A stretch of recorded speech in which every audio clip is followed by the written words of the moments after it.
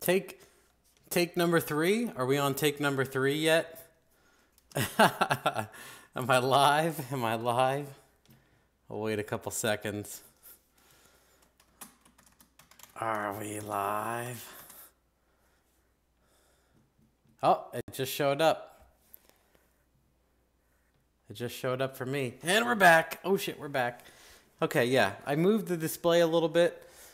And I think you guys can probably see it better too. So, oh, exciting. Everyone's here. Yay. Hi, everybody. Okay. Let's go right back to YouTube questions here since I got so many. Matt, I have your Colorado HEFI idle settings in my Dominator. I'm struggling to get it to start nicely. It fires, stumbles a couple seconds, and then ramps up to idle speed, wondering if throttle body needs to be open more.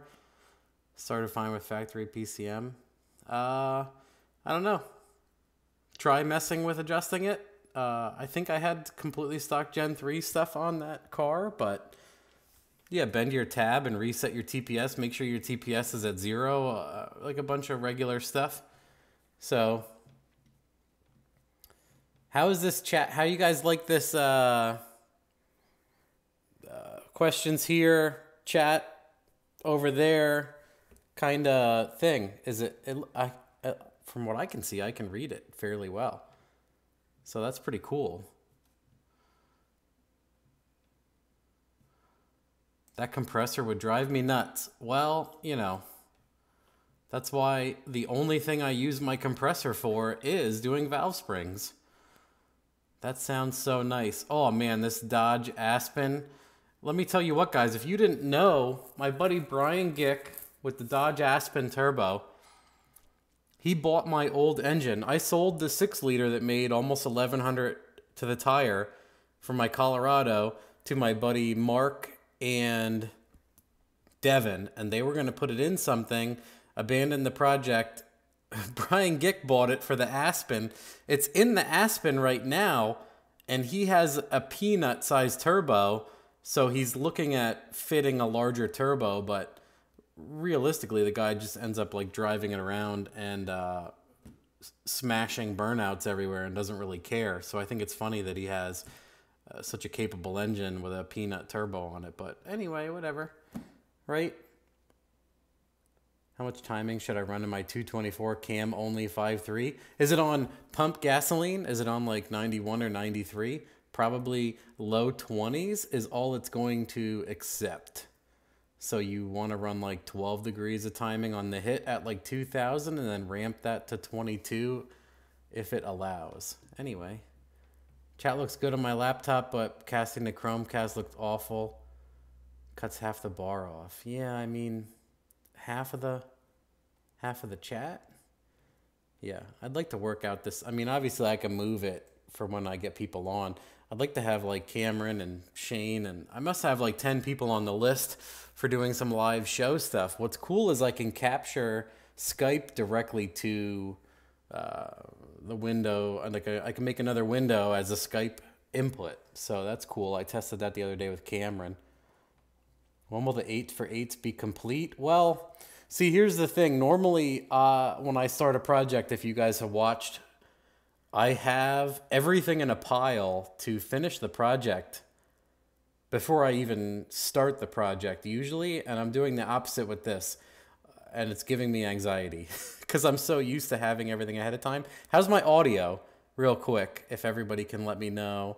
I'm assuming the audio is good because no one has complained. I'm checking my levels, and I'm at like 3/4. Anyway, the 8s for 8 is one of those things where I am being opportunistic. I'm weighing options, and I'm trying to do everything with a much tighter budget than usual to meet a fairly crazy goal for what people... what size is the Pro Mod Turbo? It's a VS Racing 90... It's like a 94, 108, 103, something like that. It's big. It's basically the same size as like Precision Pro Mods. Audio is good. Chromecasting here, nothing missing. People with edges. Yeah, they probably need to adjust their, edges of their screen. Awesome. Okay, good guys. Thank you. Cool. So the rest of this is working out pretty well. Yeah, I figure if I put what I'm working on here too far over, it'll block it out too. So we'll keep working with what we got. What cordless drill are you using? What model number? Honestly, oh, for this guy, it's the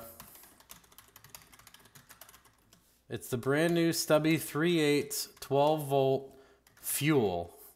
I don't know the part number offhand. I'd have to go get it, and I don't want to do that. You can use the impact on the balancer pulley. You just have to grease the threads. It makes me fucking nervous. I don't know what else to tell you.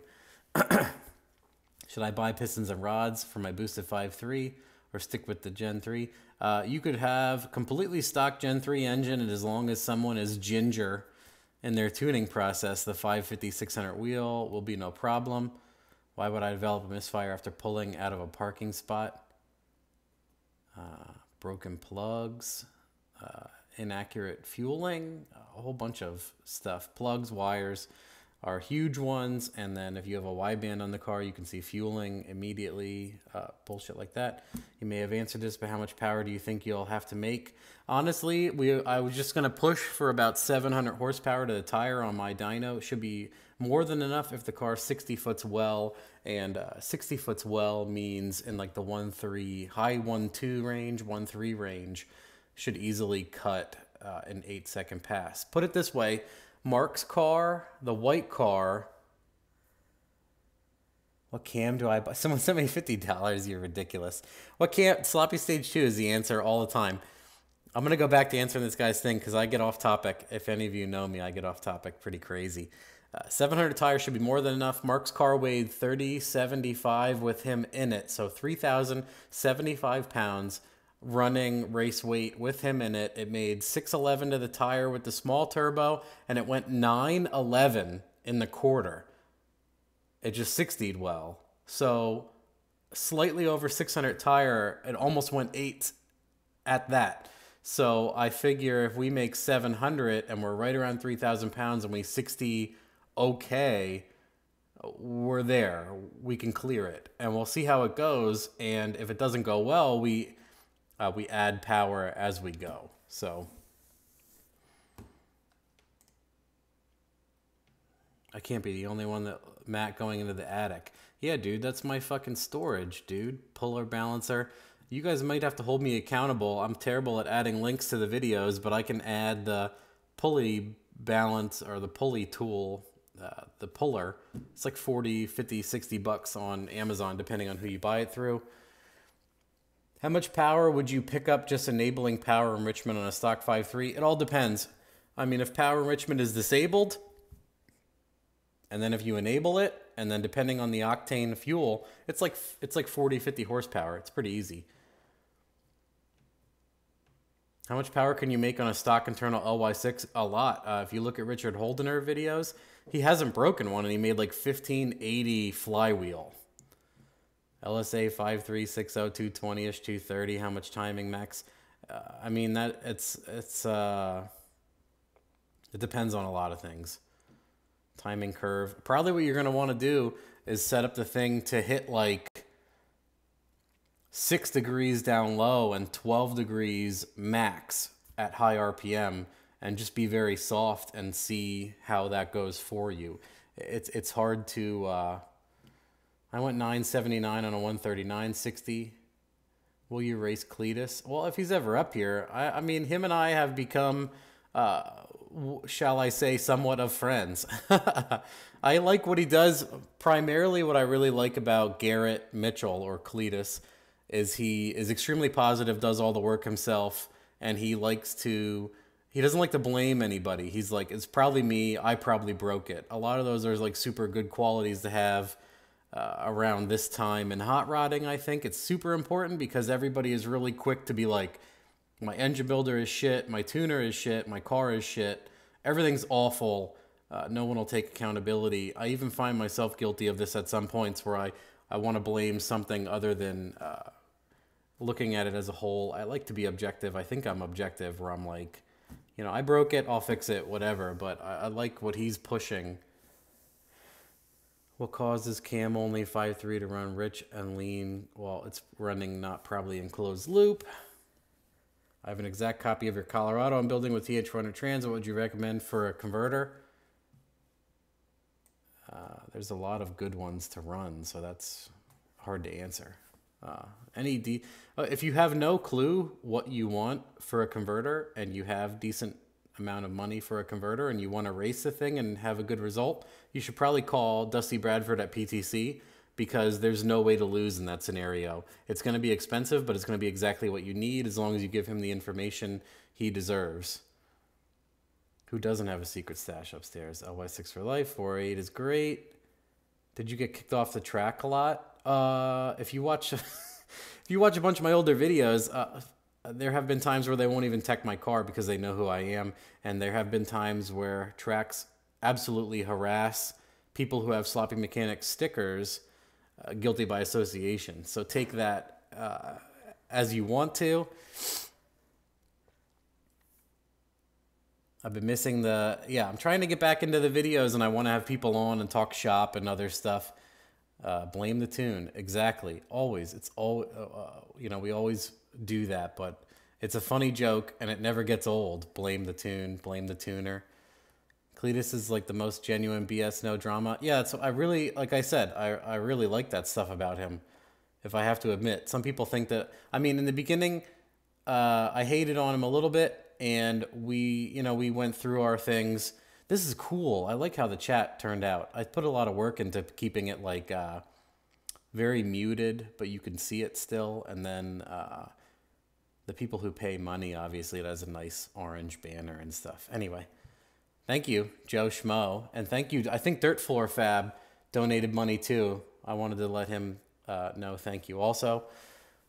Drive-by wire, stock ECU, Holly, gold box, drive-by cable, simple 5.3. That's almost situational. Maybe one time I can do videos where we talk about just one person's project. And I always say to people, the biggest issue with LS stuff and turbo LS stuff in general is your options are huge. And the biggest problem with figuring out what you want to do is you have 20 options. Say you have a E36 BMW and you're running an older engine, and say you only have 3 choices for management for burning the stock computer, and that's what you have 3 choices. But if you have a turbo LS car, almost anybody that makes a fucking computer has a plug-in play, wiring harness, ECU. You can use the stock computer, is extremely capable. It's daunting. So you have to weigh what you want to do. Like, do you want to drag race it? Do you want to have protections, boost cut? Do you want to be able to run flex fuel? Do you want to trans brake? Do you want to be able to bump box? Do you want to be able to onboard data log? Are you not good with that stuff at all? User interface. A lot of times I explain it like I tell people when they want to buy electronics. I tell someone like, hey, if you want to buy a camcorder, you should check out like Sony NJVC and mess with them in the store for hours. Go to like a Best Buy and mess with a Sony Handycam for 3 hours. And if you like the interface, buy that one. Just buy the one that you like, because you're the one using it.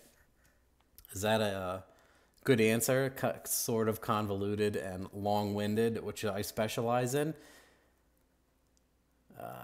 What's up? Comanche out today. Absolute animal. Thanks again. They're coming back. Bubblegum Shoestring Racing has the Turbo Comanche that I just put up a video of, and they plan on doing ethanol and coming back, and we'll probably max the damn turbo. Coffee and stuff, love your positivity, and most of the commenters not endlessly talking shit. Ha! Isn't that interesting?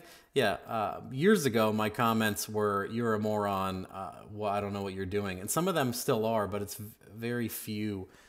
It's not a very high percentage at all.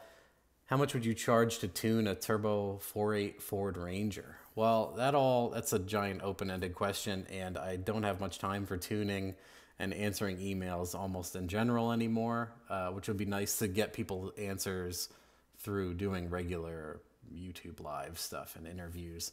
But you can email in. I know this will flood my inbox, but you can email in to sloppymechanics@gmail.com, and we can try to set something up. If you don't sound like a moron, no offense, and your goals are somewhat feasible and your timeline is good, and all of that. A lot of stuff has to align, and then we have to figure out a day and time.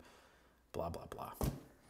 It's all up in the air. Are you self-taught? Yeah, I'm almost 100% self-taught. I have a lot of friends that do tuning. I learned a lot from people who do HP tuners specifically, because HP tuners, in a nutshell, you have a federally mandated emissions computer, and horsepower is a byproduct. I say that all the time. I say it the same way every time, but that's essentially what you're dealing with, is a computer that's a federally mandated emissions control device, and you're trying to generate horsepower with it. So you have to attack it at some weird angles sometimes to make it do what you want. It's not like a standalone computer that was designed from the ground up to make horsepower and have features and safeties. Two totally separate things. You don't have to seem to deal with emissions right. A lot of the cars in Pennsylvania, you can easily register as what's called an antique, and it has 0 emissions. You think you'll ever do a Procharger or centrifugal? I don't know. I feel like the centrifugal and Procharger stuff doesn't make that great of power. If it does, it's super expensive and kind of pigeonholed, like it's vehicle and whatever specific. HP tuner class that I can buy. If you go on the website sloppymechanics.com, there is a links page, and I have Vimeo videos, which are like $20, $25 purchasable videos, and some of them are very specific, so you can look at the description and purchase them one at a time if they pertain to something you're looking to tune. No E85 in my area, 4.8 turbo Camaro. Do pump a meth, and then just try to get like the biggest turbine and shit you can to make the best power. I'm planning on dropping a complete 4.8 60E transfer case in a Cherokee, 4.8 or 5.3. What I always tell people is it doesn't matter. Get the most complete engine for your money. I have said that for the last 10 years probably. Thanks for all you do. Thank you for thanking me. Still works. Plans for rear axle and stang. If you didn't watch the video, or if I did not say it, the rear end that's in the Mustang is already a braced, welded, aftermarket braces, 9-inch end housings, 8.8 with a spool, an aftermarket spool, not welded bullshit like I normally do, and 31 spline aftermarket axles, and it has hardened wheel studs, extended, already on it. It's all there already. I don't have to do anything. The rear is in and completely done. It's completely ready to rock. That's why the car is incredible for the money. The only thing the car comes with is like 390 gears. So I have 327 gears. I'm going to put those in. The 390 gears are coming out. I think Cameron's going to take them from me. What's the weather like up here? It is, dude, Pennsylvania is absurd lately. It is so, the swing is massive. It is a freezing rain. My driveway is a complete sheet of ice. The next day it's 55. All of it's melting and slush. Overnight, 4 inches of snow. Everything's white. Mid-afternoon, it melts. We get snow for 3 days. It's all over the place. It's awful. Whatever happened to the Megasquirt Grom? It was Megasquirt. It did run very good. I had issues with idle air control, and so did other people. I published all of the wiring diagrams when it came out. I was happy with it. It was completely stock. I put all the stock stuff back in it. I sold, my wife and I sold both of our Groms because we had like 5 or 6 motorcycles and we weren't using them. And when we moved, we were like, let's just get rid of the bikes. When the kid gets older, let's buy a Razor and drive around the yard and scare the neighbors. What manifold would you recommend for a T4? It's vehicle specific. I don't know what you mean. A T4 manifold is what I would recommend for a T4 turbo. How's the new house? It's doing really good. Looks crappy on the video. I think that's probably just you. No one else is having the problem. Were you planning interviews with engine builders? Hot Rod. What I really like to have is Tom Nelson. He has replied to me in emails, so it would be really cool to have him dial in. That's what part of this testing is. I want to have people Skype in. I think I'm going to have Cameron and Chris Ortiz Skype in so we can have like live guests and test that and make sure that's not a total shit show when that happens. Microsquirt versus stock ECU. Like I said, it depends on your goals. You want to be able to boost, cut, trans brake, stuff like that. Easy. It's obviously easier with Microsquirt. If you want something you can drive pretty much daily, it has closed loop idle control and a lot of other features. Stock ECU. Thoughts on the Holley Sniper carb conversions? You can't exit map above 210 kPa despite having 2.5 bar. I don't know, honestly, enough about that. Anyway, software is a free download. I don't know enough about that. Oh, here we go. How you pass missions with your builds? Already answered that. A lot of the stuff I do is titled under an antique in Pennsylvania. Oh, here it's flying now. 70 foggy. Please make a video on how to change. I did do 8.8 build stuff when I had my Colorado, when I took the completely stock Explorer rear and I impacted everything and I showed how I do that, and I dumped some diff oil in there, and that was in the car for 3 years. All of the high horsepower stuff, straight abuse, no problems. When will 8s for 8 be running appropriately? Like I said earlier about that more DeBoss collaborations, he is doing like huge upgrades to his Audi. His turbos were fairly small, which I said from the beginning. He's doing a bunch of stuff now, so I'm looking forward to maybe that. What's up with the G? The G is doing good. I dropped it off at a friend's to do some aluminum welding, build an intake, drop a mass air meter bung in, and mount the heat exchanger in the front end nicely, because I can't weld aluminum. It ends up looking like bird shit no matter what I do. So I had him do that since the rest of the car is nice. It is done and everything is good with that. And I've been driving it and everything is good. I'm more focusing on the Mustang. A funny thing about the G recently is I noticed in a bunch of my data logs, my oil pressure is like 0, but the engine's quiet. So I don't know if my oil pressure sensor went bad or I have to investigate that. And it's almost at a point where it's like a can of worms. I don't want to deal with swapping the engine in the G if there's a problem, but there is no noise. So it's one of those things where I have to hook up a mechanical gauge and check that stuff out at my leisure. So I'm avoiding it slightly. I have driven it a bunch of times. It's retarded. It's so cold and icy and salty and shitty that the damn thing is like all over the place in every gear. It doesn't matter. You can stuff it at like 2,000 RPM in fourth and it spins. And you're like, what do I do with this? NRE would be cool. DeBoss Garage. Well, Cletus. It would be cool to interview Garrett. It's one thing I can talk to him about and see if he has time to dial in with Skype after I do a little bit more testing with it. How's your balls? They're fine, I guess. Move to Florida, forget about emissions. Yeah, there's plenty of states that don't deal with emissions. Thoughts on buying used turbos? I really don't like buying used much of anything, turbos and stuff, unless I know people well, because the margin, the price margin, people are like, oh, I got a turbo for like 350 bucks instead of buying it from Varen for 450, and they have a problem with it most often. So you know, not like Varen needs a sales pitch, but he's a stand-up guy, delivers a stand-up product, and has for like, I've been dealing with him for like 15 years. Sloppy Dyno Day? No, we pretty much canceled those because people ruined it. Imagine that. Other people ruined it. So we would do the dyno days, and we did, obviously, we would promote like, you do your dyno pull, come out in the street, do a nice burnout, and you're done. And people would show up that weren't even on the dyno list, weren't even a part of the dyno, and doing donuts in the intersections. And we ended up moving it to Sundays only because there's a DMV, and it's a large corporate area. There's a BJ's and there's people shopping. So we moved it to Sundays to alleviate a lot of the stress on my friend that owns the building, of all the business owners calling, because asshole idiots would show up in the BJ's lot and hard park the shit out of it.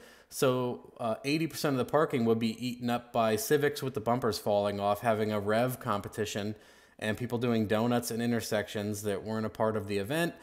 And eventually what happened there is we got caught up in feels and people almost hitting each other and people starting fist fights, people letting their kids climb on the equipment at the dyno. We're like, whose kids are these? And people are like, oh, I don't know. And I'm like, oh, okay, cool. We're a daycare now too.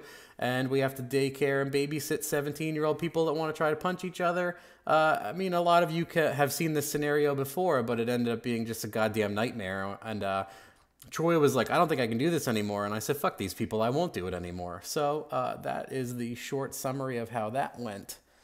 We're like, you guys want a nice dyno day, but you don't want to participate nicely, so fuck it. Where are we? How much power does the CDO9 handle? Yeah, I think a T56 is pretty shitty for the money, in my opinion, and a CDO9 for like $450 average. Turbo Super guys are making like 700 to 1,000 horsepower with them, and it shifts like butter. It shifts like my stock Kia. Is that an office attached to your garage? Yes, it is. It's separate. It's awesome. It's very nice. I'm enjoying it. 600 lift NA cam hurt me on a 5.3 turbo motor. That is like, how big of a heater do I need for my house? It's a totally open-ended question that's hard to answer and not sound like a dickhead to you. It completely depends on the events. The lift is 1/3, 1/4 of the information you would need to know if that was good for a turbo cam. It's hard to say. That's why at some point I always recommend the sloppy stage 2 to everybody, because there is an ass for every seat, and taking the time to discuss that with people and then have them buy something else when you're done with that doesn't make any sense. A lot of people who tune and sell parts could probably agree with me on this. So anymore, we're like, sloppy stage 2. It works good on blower, nitrous, all motor, turbo. It sounds good. It has a lumpy idle. It fits. It's like an 80%er. It's an overachiever in a lot of aspects. Did you buy that rolling tool cart yet? No, but are you the guy that commented on it before? Ever since you said that, I'm like, I should have a rolling cart. I'm used to picking everything off the floor.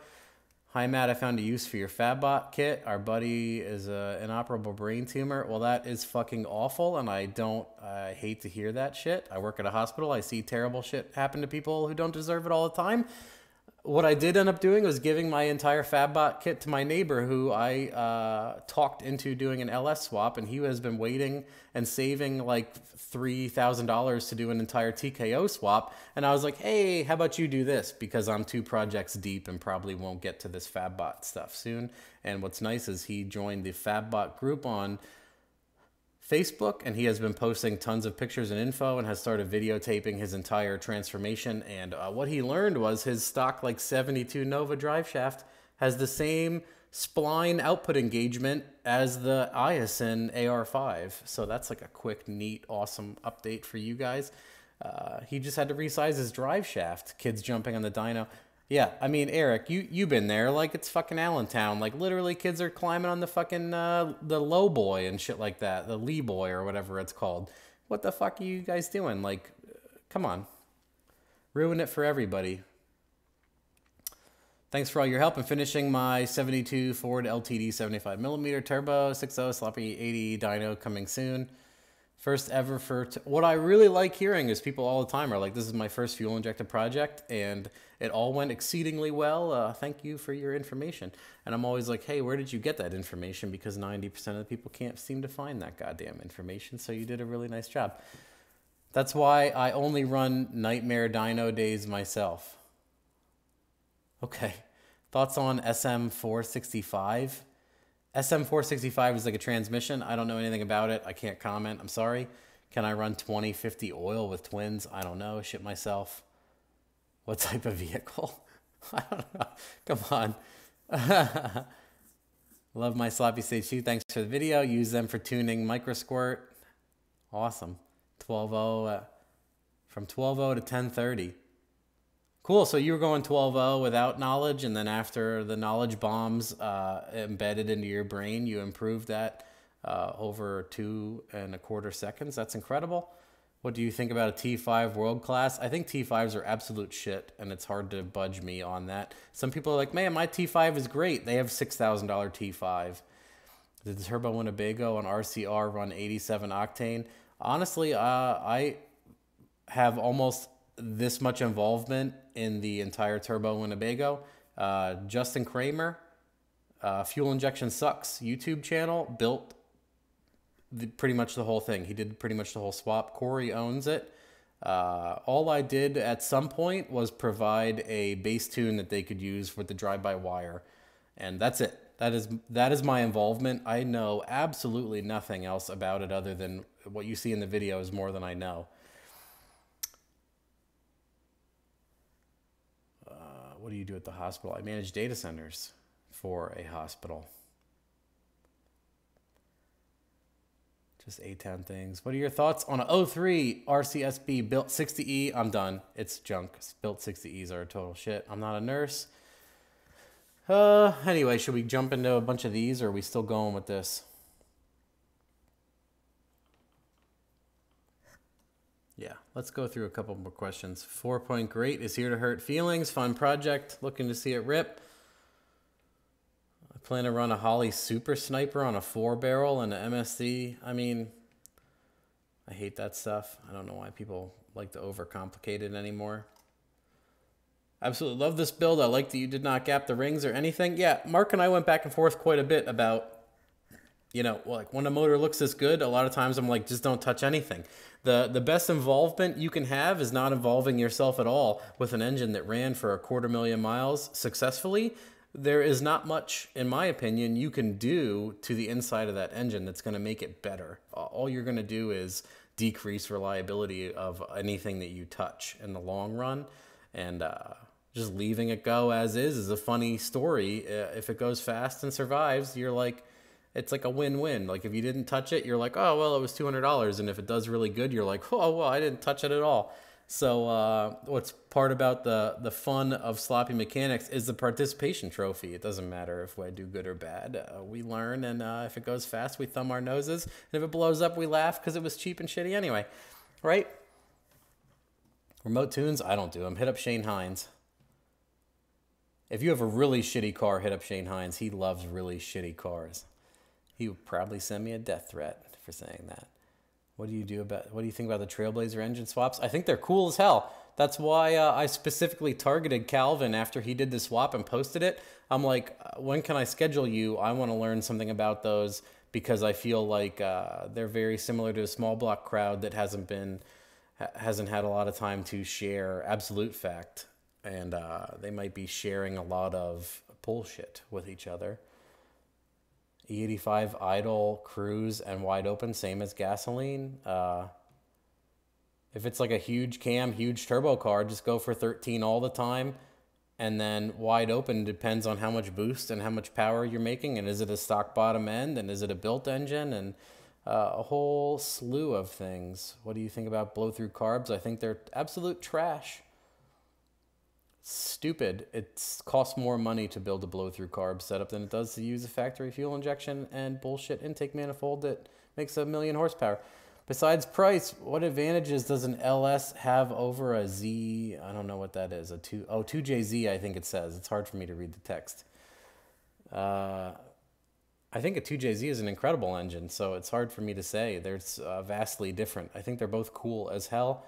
An LS, certain LS engines will support like 900 horsepower very easily, and a 2JZ, a lot of people say, will support the same, like 900 horsepower. I think they're awesome engines, both of them. Have you ever tuned FI Tech? If you look at my channel, I did a blow-through FI Tech twin turbo C10 that was half finished, and I haven't heard a lot from that guy. I don't know. I had issues connecting the tuning software to my laptop for hours, and I ended up tuning it with the fucking Game Boy interface, and it made the number, but I cannot comment on how it cold starts, runs, drives, anything. I have this much information on how that went. The other person I know running FI Tech is Dino, and he's running it on like a little red express pickup truck that he had a 406 in that had a head gasket issue. He put a completely stock 318 in it, put the FI Tech on it, said he drove it around, start ran, everything was nice. I have no involvement in that other than he says it runs nice. And not to insult like Dino or anybody with carbs or old shit. A lot of that stuff runs so poor that if it ran this much better than poor, you think it's good. So it's subjective. So I can't say if it was good or not. I'll ditch the 60E. Yeah, ditch the 60E. I hate when people are like, oh, I have a 60E and I'll just blow it up and then swap my 80E in. No, sell the 60E while it's working good and worth something, and then just put that towards an 80E. Like, why are you going to be a fucking idiot? A lot of times I've seen a 60E blow up and the 60E will split the motor. And I've seen it happen more than once. So if you hurt a 60E, you end up hurting like everything you have, like all your stuff shit in front of the 60E then. So is it worth it? No, just put the fucking good transmission in from the start. How often do you see coil pack harnesses go bad? Almost never, unless people abuse them. Man, I see some coil packs that are completely fucking rusted and muddy and shitty making 900 horsepower. It's very rare that we find an issue with a coil. I mean, it's happened, but man, it's few and far between. I had a tuner kick me out of his shop when he heard I had a sloppy stage 2 in there. Tuned it myself. Well, that's interesting. I mean, some people hate on sloppy, and that's one of the reasons why I have a lot of friends that have tuner shops, and the issue isn't always that they dislike sloppy. A lot of them like what I do, but a lot of them do not want bottom barrel people with bottom barrel prices expecting a really good result and then getting mad when they don't get it. So I don't know if you're that guy or if you were a victim or whatever, but Shane, meet my shitty car. Best video for 80E segment swaps. I don't think I have a video doing a segment swap, but it is extremely well documented on the internet.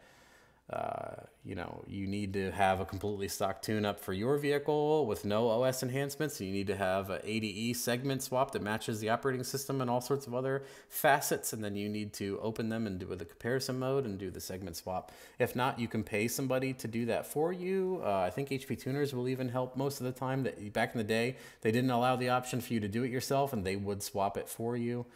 I'm in New Jersey. I believe I'm pretty close to your shop. Could I come by and pay you to tune my LS swapped WRX? Yeah, that sounds cool. I would be interested in that as long as we can both come to terms of some sort. The strongest trans I've ever used and beat on it. Oh, so what is that transmission? You still didn't say what it is, and you still didn't say if you make 200 horsepower or not. So, I mean, a T5 is really fucking strong behind a 180 horsepower Fox body. You know, I'm not trying to be a dick, but maybe I am.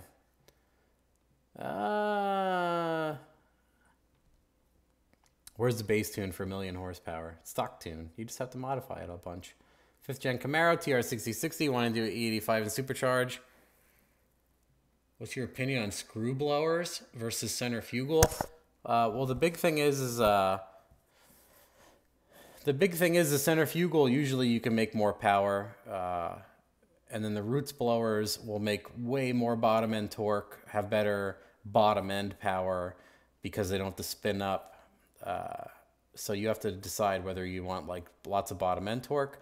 And then the thing used to be that the roots blower would not make like 1,000 horsepower, but the new Whipples and the new Gen 3 2.9 liter or whatever it is, seems to make an assload of power. People with Coyotes, when they push them hard enough, are making like 1,000 horsepower.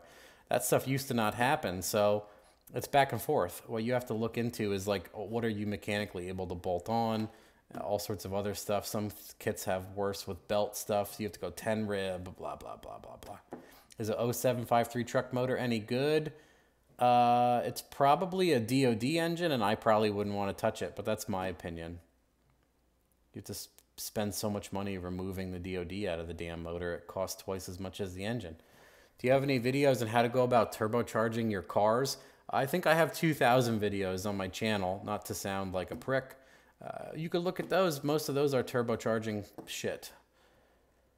How do you feel about Eric the Car Guy's Fairmont? Oh, well, I mean, I think a bunch of you already know this. He makes a good point. Like, it's his car. He does what he wants. But at a lot of times, he's like, well, it didn't do what I thought, or I should have gone fuel injection, or he's funny, like he'll be like, I did it right and I did it my way, but I regret 85% of it. And then he's like, I'm going to show you how to build a rear end. And I took it to a Ford dealer and they built it for me. That's how you build a rear end. I have issues with people who are like going to be educational and then backing out of all of it and passing it off. And then he's like, I don't know. Maybe me and that guy can have a conversation in real life and be best friends. And I would be like, I don't like what you do at all. You're a retard. I don't like it. And he can be like, well, you build junk. I don't like that. And we can shake hands and at the end of the day be fine with it. But obviously, I think a lot of you have seen the videos where I make fun of that guy because he steps on his own dick all the time in his videos. That's what bothers me. I don't think that he's necessarily bad at saying, oh, you have a spark problem and here's how you fix your spark plugs. He's probably really great at that. What turned me initially on to Eric was that people were like, he's building a Fairmont. And he's like, I'm going to do something no one else has done. And then he settled on like an EcoBoost swap, which would have been cool as hell. And he backed the fuck out of it. I think that was a bitch move. And then he's like, I'm going to do something no one else has done. No one else has done this. He puts a T5 blow-through carbureted fucking disaster in the car. It has awful wide open air fuels on the dyno, and nobody seems to care. He has awful air fuels at the track. The car runs awful. Large percentage of the community comments to try to help him. He disregards it and tells them that they don't know what he knows. Part of that, that's all fucking annoying. Obviously, that's what bothers me the most. Is he has 11.0 air fuel at idle and a 14.0 wide open, and he says there's no problem with that. And even a lot of you who are totally clueless know that that's bad, and he won't accept that. That's what bothers me the most about Eric and him being fucking retarded. Are you happy with the Snake Eater injectors? Yeah, they've been incredible so far, especially for the price. The only thing he is working on, and I think he has updated sheets now, is it's very hard to get, if you have a crazy setup with a crazy injector, and you have a complicated ECU like an E38 or high-end older Gen 3 ECU, HP tuners, or like if you have a Ford, it's probably going to be very difficult because they depend on like 90% of the injector data for fueling. The way people have explained it to me, I don't do a lot of late model Ford tuning. And the issue is like the exact data sheets to make it run perfectly. If you're creative or whatever, you're running a standalone, they're great. It's very easy. If you're not into it or you don't have a competent tuner, it can be more difficult. But I love the Snake Eater injectors. I have been using them. He helps me out. I help him out. We go back and forth. And I have him in my blower car with the E38. And everything's been doing really good. The SM465 is a truck transmission for the 1-ton dump trucks. Oh, that's cool. They probably shift like a truck transmission, though. It's probably fucking garbage if you've ever shifted like a decent trans. Oh, I have 2,348 videos. Hey, thanks. So why did you go fast automatic guy about a truck transmission? So why did you ask a go fast automatic guy about a truck? Oh, this is the other guy asking the other guy about the SM. This guy is a hard-on for SM65s or whatever it is. Love the content, the inspiration for the China Boy. 5.3, C10. I have 2 sets of newer EV capped. Honestly, dude, you have to go to Decap Truck Injectors Facebook group. If you don't have Facebook, you're kind of screwed on that. They have the entire list of the injectors and what they flow by part number because it doesn't matter what year it came out of. It depends on the part number. Your thoughts on Cletus and the auction Corvette going through 3 motors, making much power for... well, I like I said, I went at length to say I like what Cletus is doing. There's obviously lots of reasons why you can hurt a Gen 3, and I'm still learning on them. One of them is keeping torque down, not putting the power in until a higher RPM. It depends on how your converter works. If your converter drops a lot between shifts, you can accidentally load the motor and fold the rods when you normally wouldn't. There's a lot of stuff behind the scenes on that. I'm still learning how to make a Gen 3 survive. He's making a ton of power. He's going very fast. I think the project is cool. It's not essentially budget. The budget aspect of it is he's just having fun with the engines. The rest of the thing is just a device to have fun. And what I like is he's pulling his own engines and he isn't abandoning 4.8s is my big thing. I love 4.8s. What if my ECU is from 1987? Well, then your ECU is from 1987. Matt, Snake Eater 210s versus Varennes. Well, Varennes 210s are Bosch's, and obviously we've used them in a lot of stuff, no problem. The Snake Eater 210s are fairly new. What I'm going to do is I'm going to put Snake Eater 210s in the new Mustang project, so I'll have a much better idea of how they work with a standalone from there. So... I would say it's tough. Here's the thing. If you're clueless and you want to use a base that I have and it's Bosch's, you should probably buy the Bosch's. If you're willing to take a chance and you do a bunch of tuning on your own and you don't mind changing dead times or slight injector data or learning as you go, the Snake Eaters will more than likely save you money and everything in the long run. Rat Daddy, there people are replying to each other. Balance crank? No. Dude, I've done that plenty of times. Gen 3, Gen 4. I have work tomorrow. How late? I don't even know. How late am I talking? How long have we been on? Can I see the broadcast time real quick? Live for 45 minutes. 551 people watching. Wow, thank you. Cool. I didn't think there were that many people at almost midnight on the East Coast. Whatever happened to the rubber fist I sent you? Honestly, I had it for a while, and I think Jamie threw it away on the move. I hate to throw her under the bus, but she wasn't very... she wasn't a big fan of the rubber fist, but thank you for sending it. We did plenty of pranks and stupid shit with it. Still waiting for the saucy G48. You mean spray on top of the blower? The issue is say at 500 horsepower, if I had belt slip with a new belt and it was too loose, at 500 horsepower, it's using 45% of the injector. At 600 horsepower, it's using 100% of the injector. So I'm out of pump. So I can't really spray on top unless I am considering remedying, doing twin pumps and some other stuff. It's a little bit of a pain in the ass with the saddle tank. Car runs, drives, everything as is, and I'm kind of full swing into the Mustang here. So I don't know. I'll change small stuff on the G. I said earlier in the video, if you watch the archive version of this, my buddy did the heat exchanger, and we did an intake that goes into the fender well, so it's not sucking hot air off the radiator. A lot of stuff that will work awesome for me when it's 100 degrees here in the summer.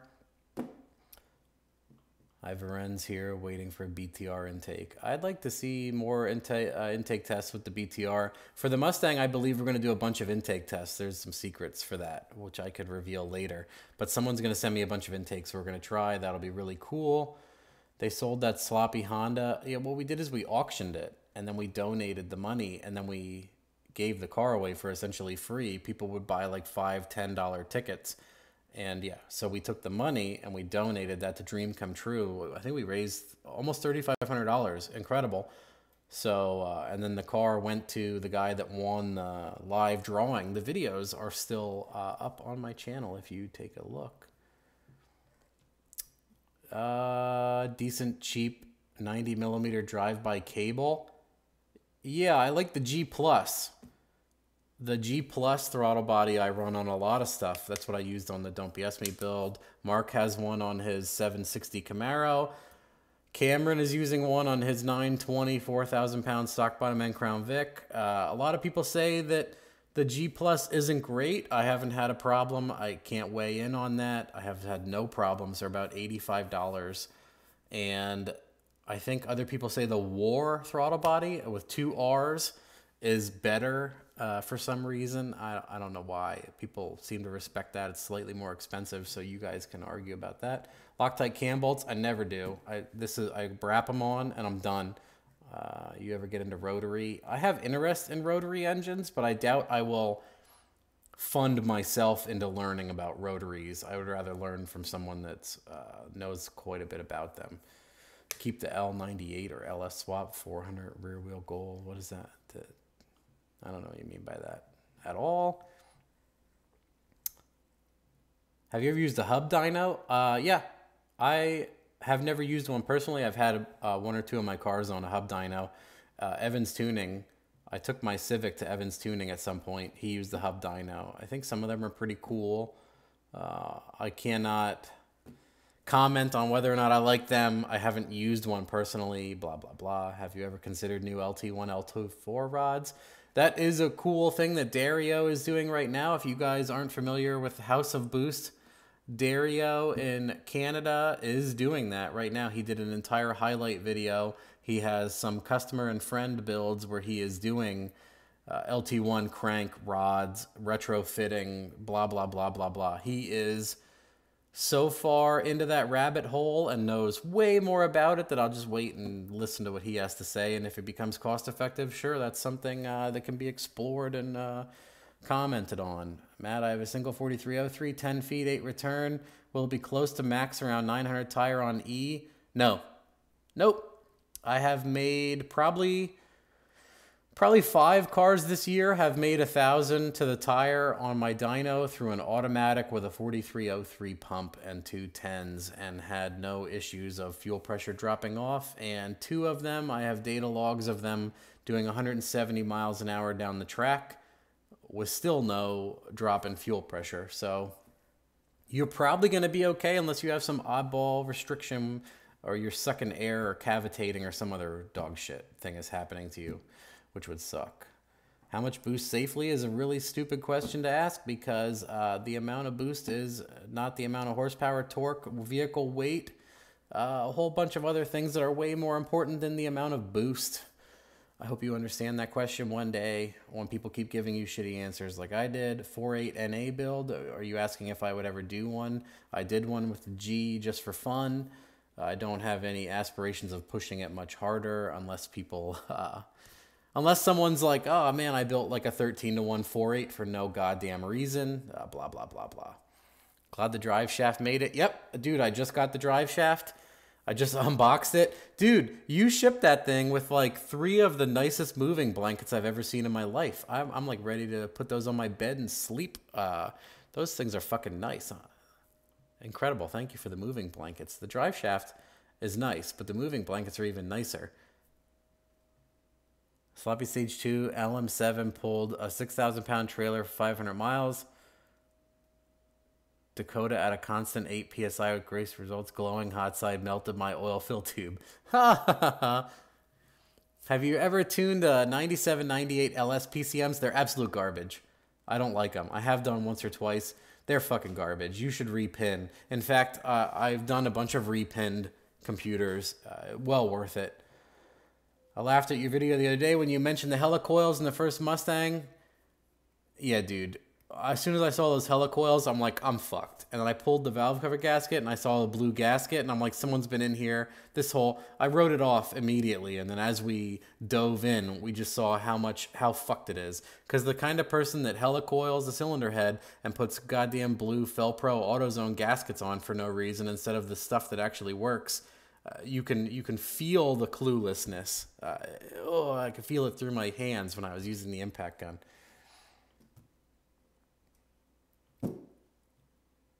Put out some videos of you custom programming of the transmissions. Okay.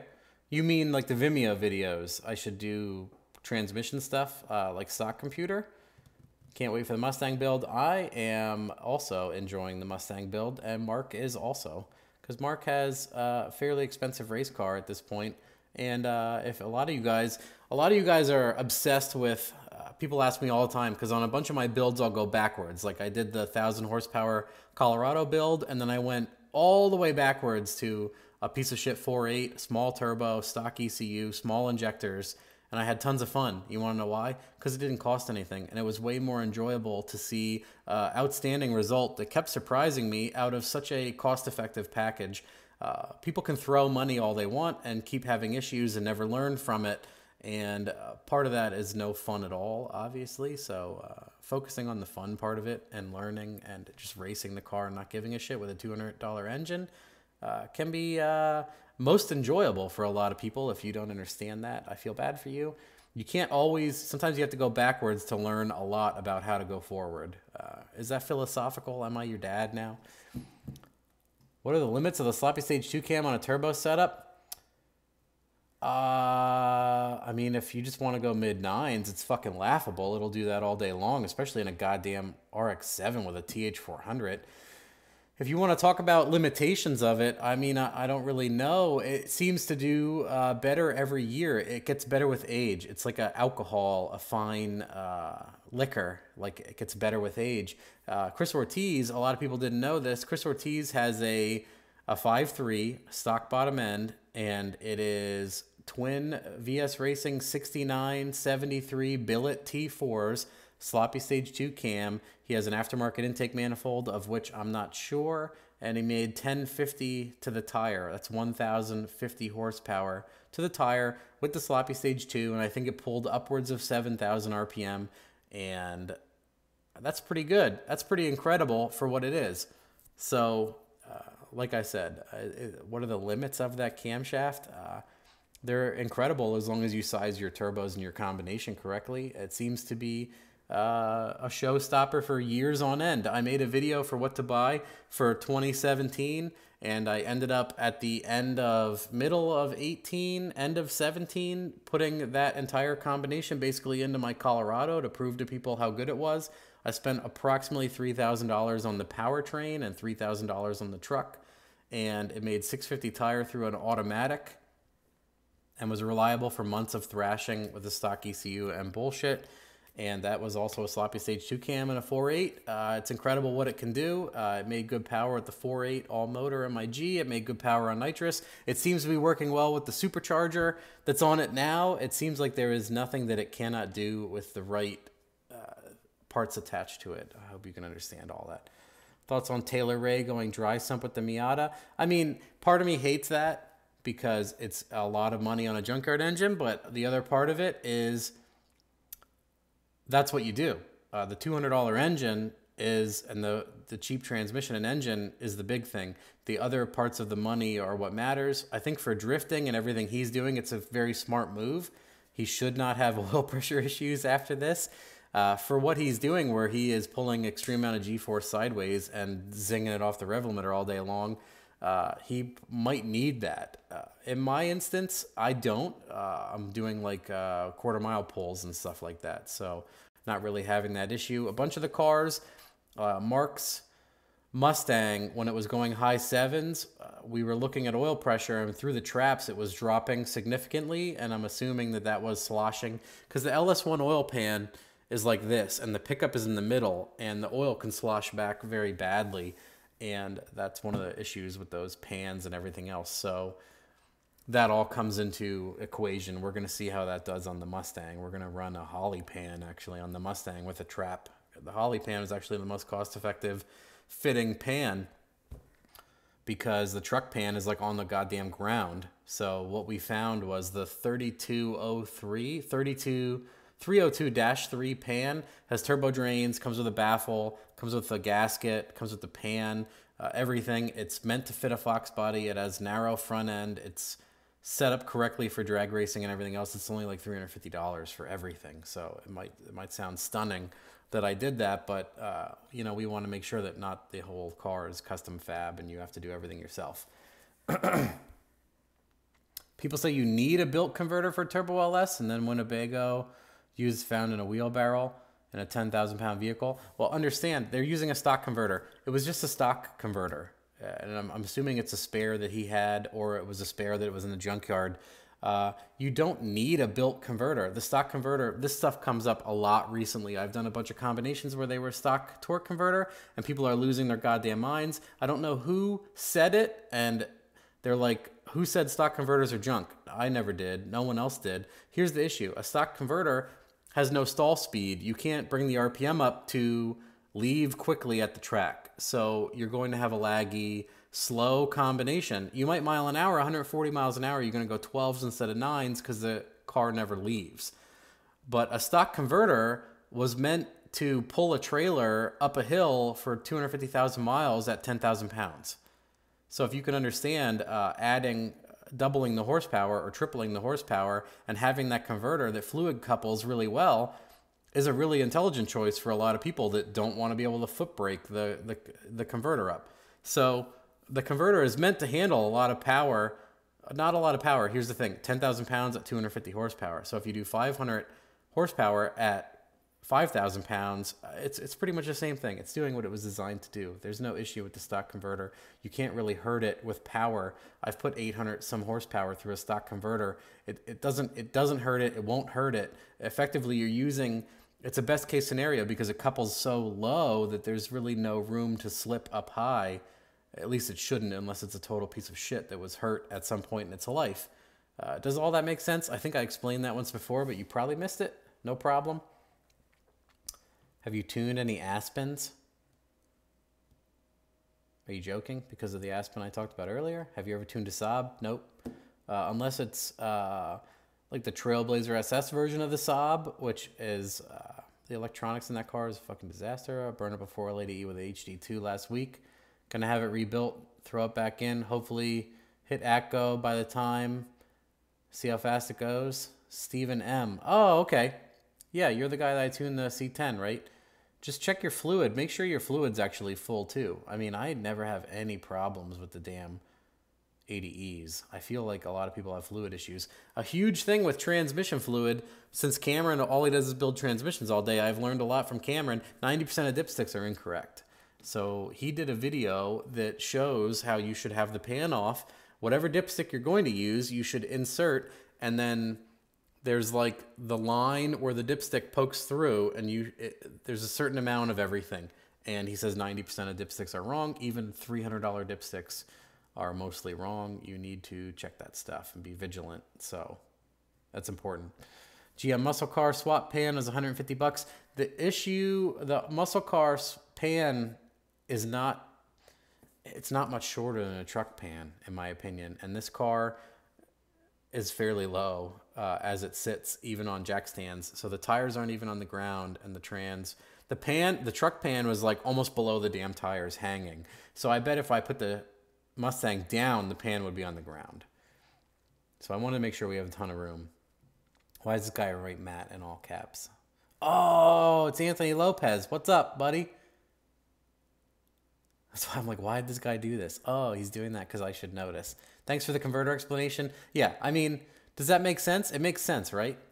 The issue is not that it can't hold power. It's the issue is that when you build a turbo car, you usually want to be able to get at least 3,000 RPM out of the thing, so it's not awful or laggy or whatever. But if you're building it for a certain situation, blah, blah, blah, blah, blah. You get the idea. Matt, have you ever considered trying to do the full-time YouTube thing?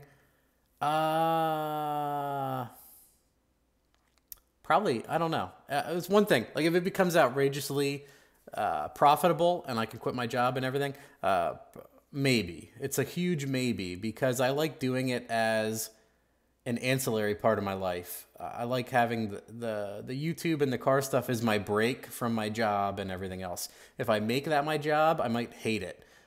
There's plenty of people that are like stressed out crybabies about, oh, I don't know how to make content and whatever. Well, if you weren't busy being empty, hollow, fake clickbait person, it might be easier. Not making fun of people who are genuinely have some sort of weird creative block and have millions of viewers. I don't know. That seems like first world problems to me. The other issue is I have like a glorious health care and all sorts of other stuff and a stress-free job. And if I make YouTube my job, it might become very stressful and hard to manage. Blah, blah, blah. Do you understand that? I just do this at my leisure. It's an exit. Makes it easier, I think, and enjoyable. So I don't want to ruin that. But like I said, if for some reason I start making $350,000 a month on YouTube, I would have a hard time saying no to that. Let's not pretend that it may not happen. I'm hopeful that I'll be a YouTube millionaire one day. But I question the longevity of something like that because people complain all the time. My YouTube, the amount of money I make on YouTube flies up and down at the drop of a hat. And over the last 2 or 3 cuts where they do random shit, it has plummeted. And you have to be like a R&D guy and be like, oh, they're paying only because the video is this long or because of engagement or because there's too much to learn about how to successfully game money off of people watching the videos for me to give a fuck about it. So I'll just keep videotaping like some funny, stupid car shit that I do and providing it, and whatever money I make, I pay fucking 30% tax on anyway because it's a 1099 style self-employment bullshit that you guys might not know about also. So whatever money you make and spend on car parts, they're like, hey, you want to give us 30% of that back? Well, whoops. It's a whole stupid bullshit thing.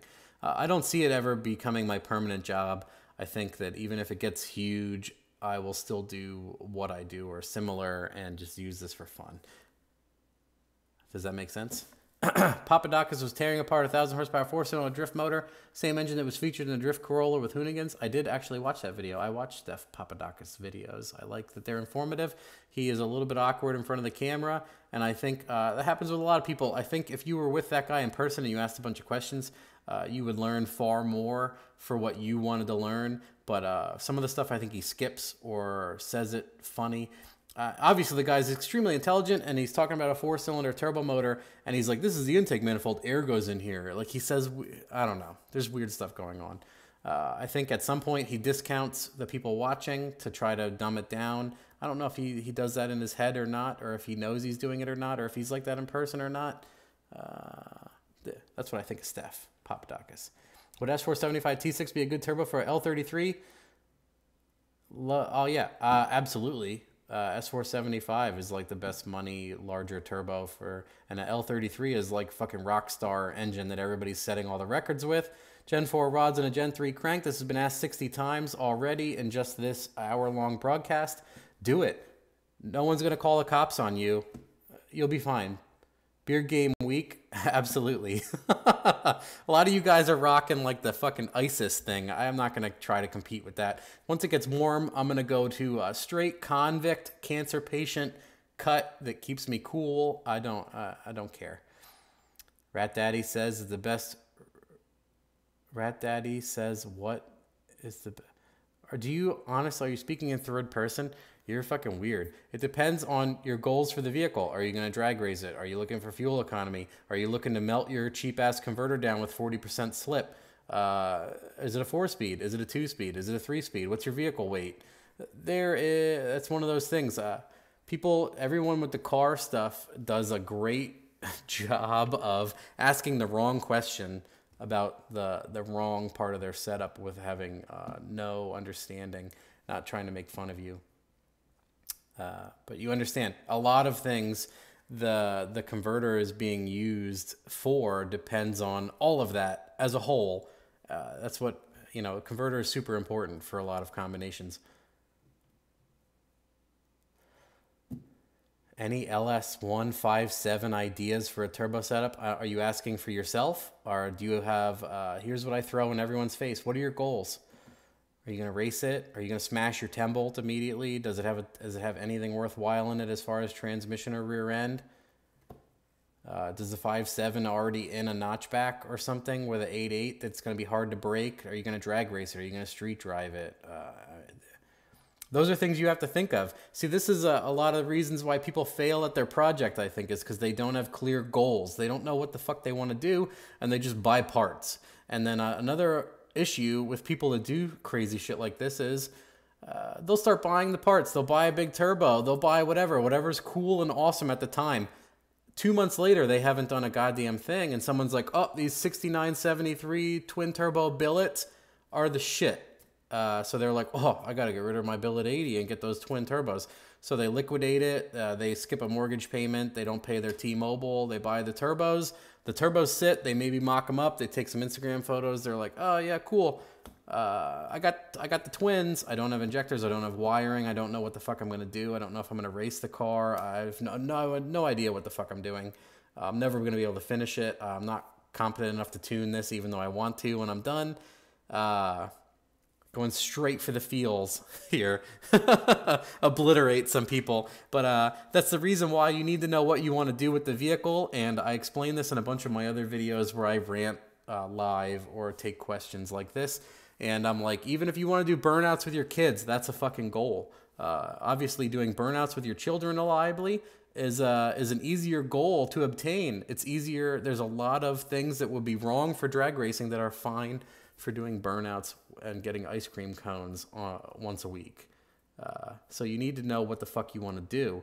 And then here's the thing. Once you have your goals here, everything fits into that fairly easily. You're like, okay, well, I want to run 8s in a 4,000-pound car, and I have a 4L60E. That's not going to work. So you got to get rid of the 60E, and you got to put something in that's going to work. And then you're like, oh, what kind of gearing and converter do I need? The car's heavy, the car's light. If the car's light, you can get away with a converter that's not as good because the vehicle weight isn't a part of your handicap at that point. The turbo, your budget, everything fits into the goal for the vehicle.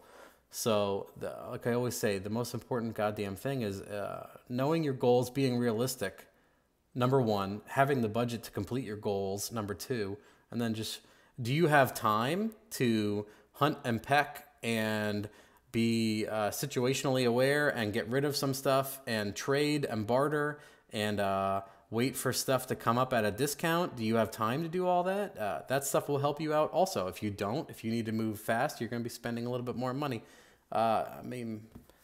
Yeah. Some people think it's fucking stupid, but a lot of people get it. This guy says he likes my long-winded explanations. I hope I hope I touch the points that makes you at least think about why someone's like, what turbo?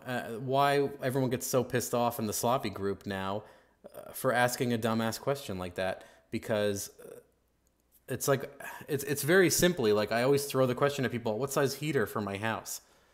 And they're like, well, where do you live? What is the ambient temperature like? What's the delta? Like, how much does that temperature move back and forth? Do you need electricity?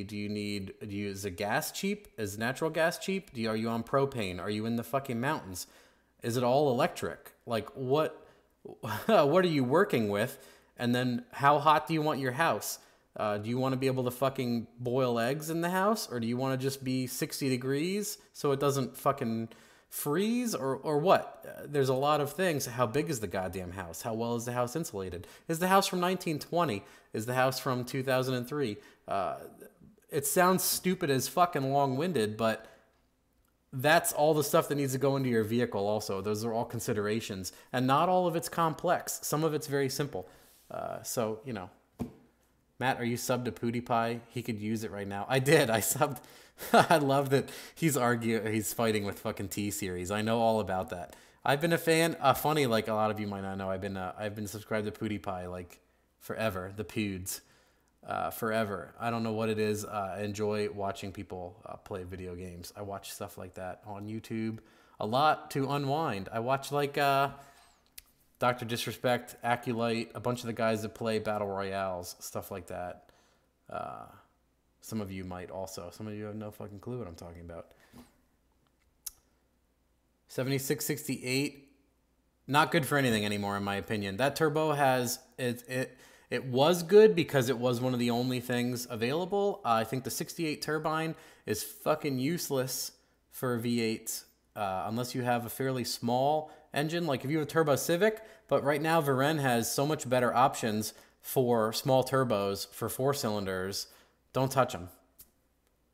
Don't touch them. TR6060 LQ4, sloppy stage shoe, 4,500 pounds, not a drag car.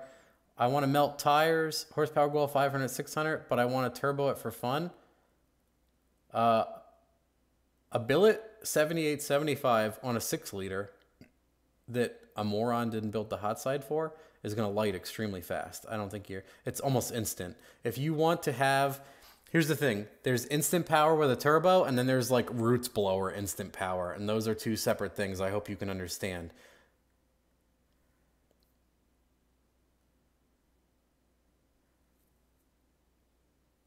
Thoughts on the big block gasser? I think that's cool. It'll be really neat to see how that turns out. The new 7.3 is what he's asking about. That'll be really cool. 1993, 1994, Blockbuster Shamu in the background at SeaWorld. Fucking, that guy's a riot. If you don't like that guy, he's fucking incredible. Matt, I noticed you posted some 4LED info I shared in the Sloppy Wiki. I didn't even have a clue until a buddy sent me a screenshot of the page. Yeah, I mean, anything relevant I like to put in there. Honestly, this might be a pitch. It's hard to keep that updated and relevant, and I think I'm the only person, besides Dale Follett, I think has authoring rights, and maybe Chris Ortiz. I'd like to add people that won't fuck up the page, but will be able to edit it intelligently, who aren't idiots, and put information in there. Maybe you spruce it up. I am not great. I'm not a web developer. As you can tell, my websites and stuff are very simple. Someone that can go in there and make it fucking even easier to use than it is now would be cool. It'd be cool to have someone want to donate their time to that, but again, I don't want to have it ruined. Are you a member of the Champions Club? I'm not. I watch the videos on YouTube on his thing, so he gets the... I miss my LS3 Colorado. That's cool. 4.8 crank, 6-inch rods. Is that for a small block Chevy? I don't know anything about them. I'm not going to comment on it. I just don't know enough about it. Twin 7268 Rev 9s on a 5.3. I don't know. Are you asking me? I didn't see the PETA tweet about Steve Irwin, but I love Steve Irwin. Tell me more about it. I'm asking about the 7668 because I already got it. See, if you already got it, just leave it on. That's the thing. Like, if it's already there and you're done, just put it on. And if it spins the fucking tires and you're happy, then call it a day. Don't kill yourself because of what I think. But if you're starting from the ground up, I would never buy one because it's just, there's so much better options. But if you already have it, that's a good option because you have it. Info on rescaling MS3 Gold Box. Required fuel. Done. Change your required fuel. That's the whole global fueling change for a gold box. Super easy. Since you have done a dyno blower car with nitrous, I think it'd be interesting to see some testing with how much IATs drop with a little shot. It's massive. If you look at what we recently did Cameron's car, where inlet temps would be over 200 degrees. He has a 50 shot and the fucking inlet temp's like 30 degrees. It has dropped like 150 degrees out of his inlet temperatures easily. Sloppy Stage 2 is possibly too big. I think it is also. I mean, they sent me a Sloppy Stage 2 and a Sloppy Stage 3, and I think it is too big for a turbo car unless it's some crazy pro mod shit which just starts bending all of its rules. What I'd really like to see is a friend of mine has, or someone locally, if they have a medium cam or a stock LS1 car or something similar and they want to do all motor only, it would be cool to put the Sloppy Stage 3 in and test that all motor only. But yeah, I think it's a little bit too big and it'll just throw away, too much overlap, throw away boost, blah, blah, blah, blah, blah. D-stroke 6.0s, people have hard on for that stuff. I think it's dumb. You're taking two good engines and throwing it away for no reason. I don't think it's worth it. If you're going to build a D-stroke motor, you might as well do like a 370-inch built engine instead of a 400, blah, blah, blah, blah, blah. I don't know. There's all sorts of 8s for 8 rear tire choice. We're going to do the 275 Mickey Thompson, the chewing gum tire, the Pro. That's what I'd like to run. And I have plenty of friends who take them off. And that's what we're going to, so I'm not paying outrageous money. That's another way you save money is you buy just takeoffs and try it on the car and see how it is. But that's what we want to run. The 275 should be put on easily. I think another cool thing would be to put a 235 on that car and go 8s.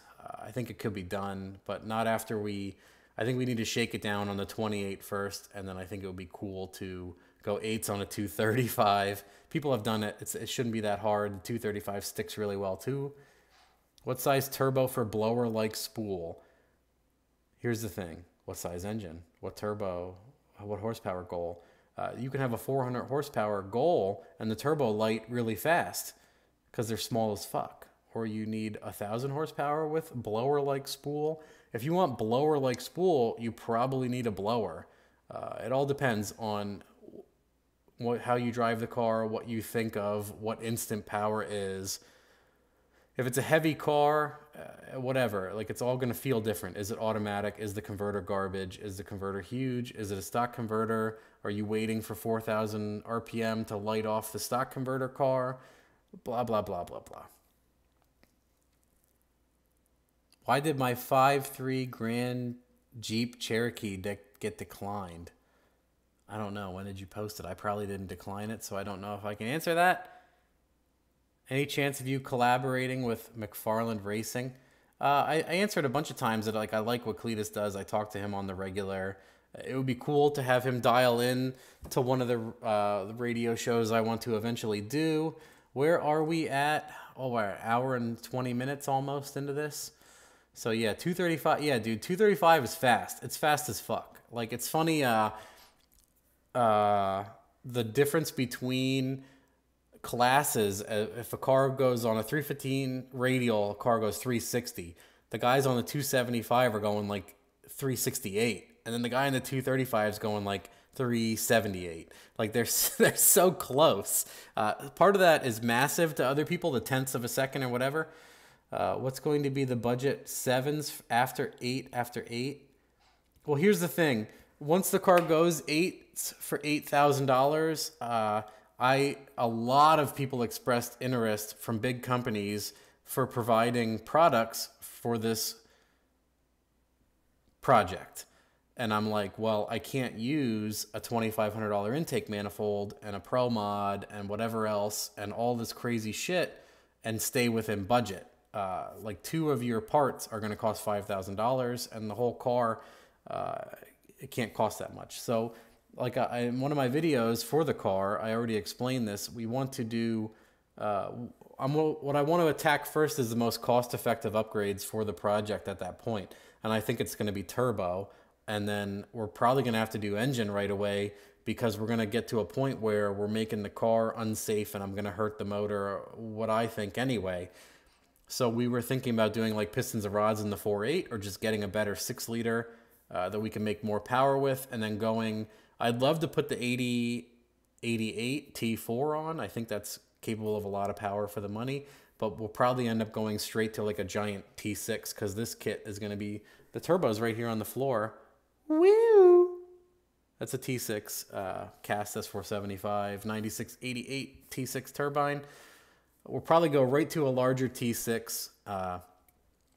What we might do is put a large T6 on and just lower the boost and see the comparisons and see what affects the power versus a larger turbo and if the car is still trackable. See, the biggest thing with this car is because it's going to be 90% drag race.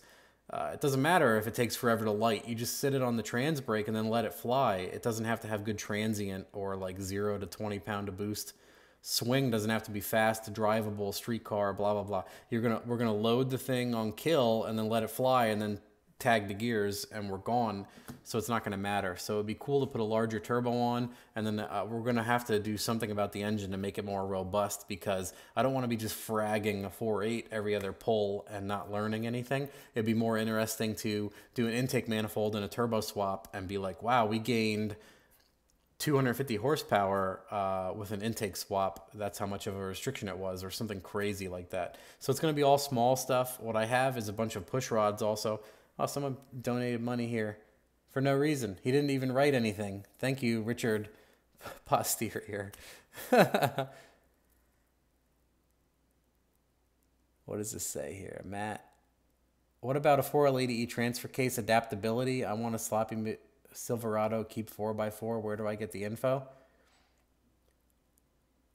You mean like you want to put an 80E in something, or you're 60E swapping to an 80E, or I'm not sure exactly what you're asking there. And as far as what to do with four-wheel drives, I've never turboed, I've tuned a few, but I've never worked on them or done anything with them, so I can't really answer. What you should do is probably go on A21 Bravo, Ryan's YouTube page. He has a Ranger where he fitted the four-wheel drive 80E. It was two-wheel drive, and he put the front diff back in, and he did all of the stuff and got the 80E is now four-wheel drive in his Ranger, and it's working. Everything's working great. So you can check out what he did and learn a bunch from him, ask him a bunch of questions. 8s for 8K, then 7K for 7s. That is tough. 8s for 8. I'm under $8,000, so that's incredible. It starts to get situational, like unrealistic. Like you have to be a shop or have good connections, like I do, to get the price point down. You can do it. Obviously, like out of pocket number is different than what it would cost you guys to build it. I probably could build a car that goes 7s for $7,000, but would it be attainable for most? It would be more unrealistic because of what I get for as far as pricing and help. And people just like, I start working on something and someone sent me like a transmission cross member. Now I need to like look up what that would have cost if I want to use it and supply that cost information on paper, because I can't sidestep that just because someone sent it to me, because that's unrealistic to assume that if you wanted to do the same thing that someone would just email you the damn thing. Boosted lifestyle. What is this? $2.79 or something? That's funny. Thank you. Do you watch Engine Masters, Stock Turbo? I don't watch any of that Motor Trend stuff anymore. It just I can't watch it. I disagree with it too much. It's like if you're a Marine, I can assume, and you're watching a show where a guy's a Marine and like his stuff is on wrong, and all the stuff I know about Marines, like he's not eating crayons in the morning.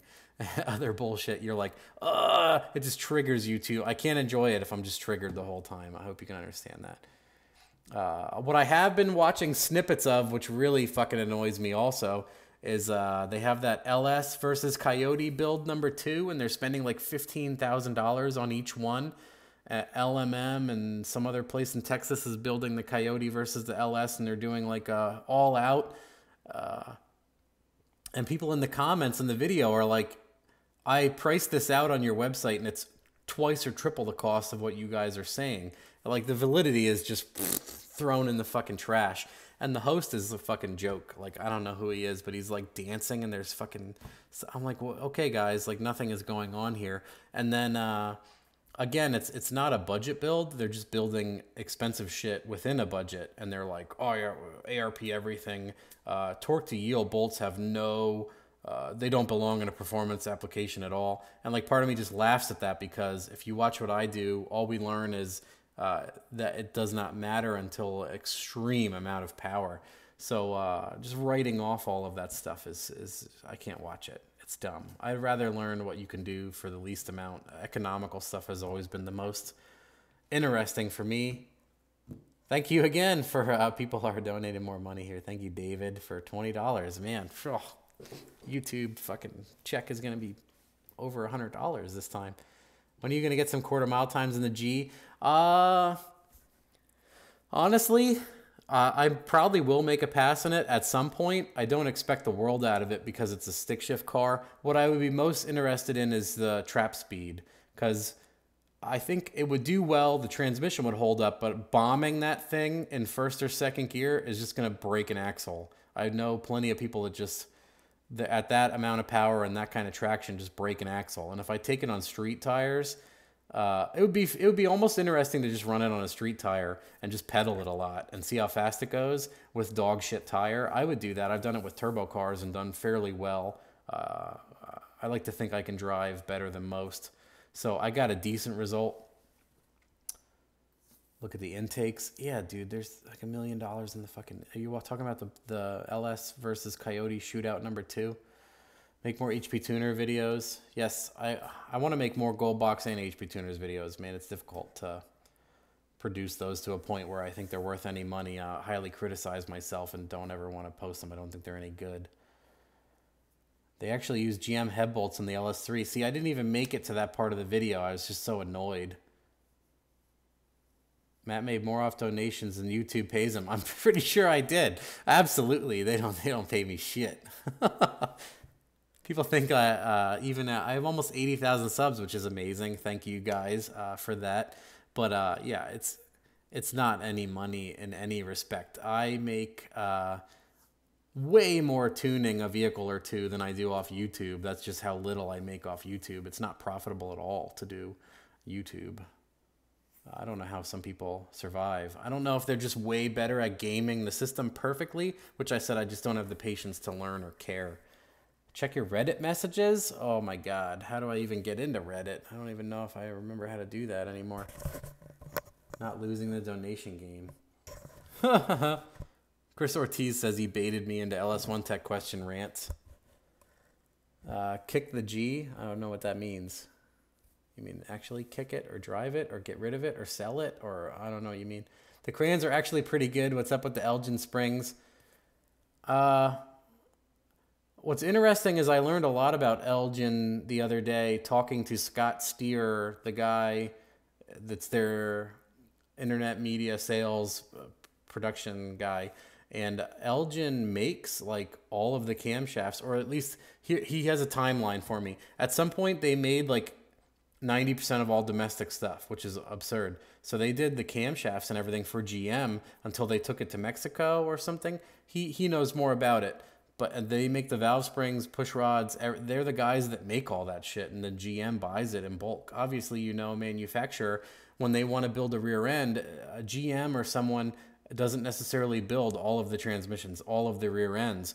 They sublet that stuff out. So, you know, like the Explorer rear ends were all built from a factory, or like all the Dodge stuff is like ZF or the 6L80E, ISN or Allison, all of those stuff. Like, that stuff is built somewhere else, and they just buy it in huge bulk. They buy powertrain stuff from a powertrain company, rear ends from a rear end company, and they bolt on stuff that works or that will work with them, so they're not screwed if they have an issue with 450,000 units.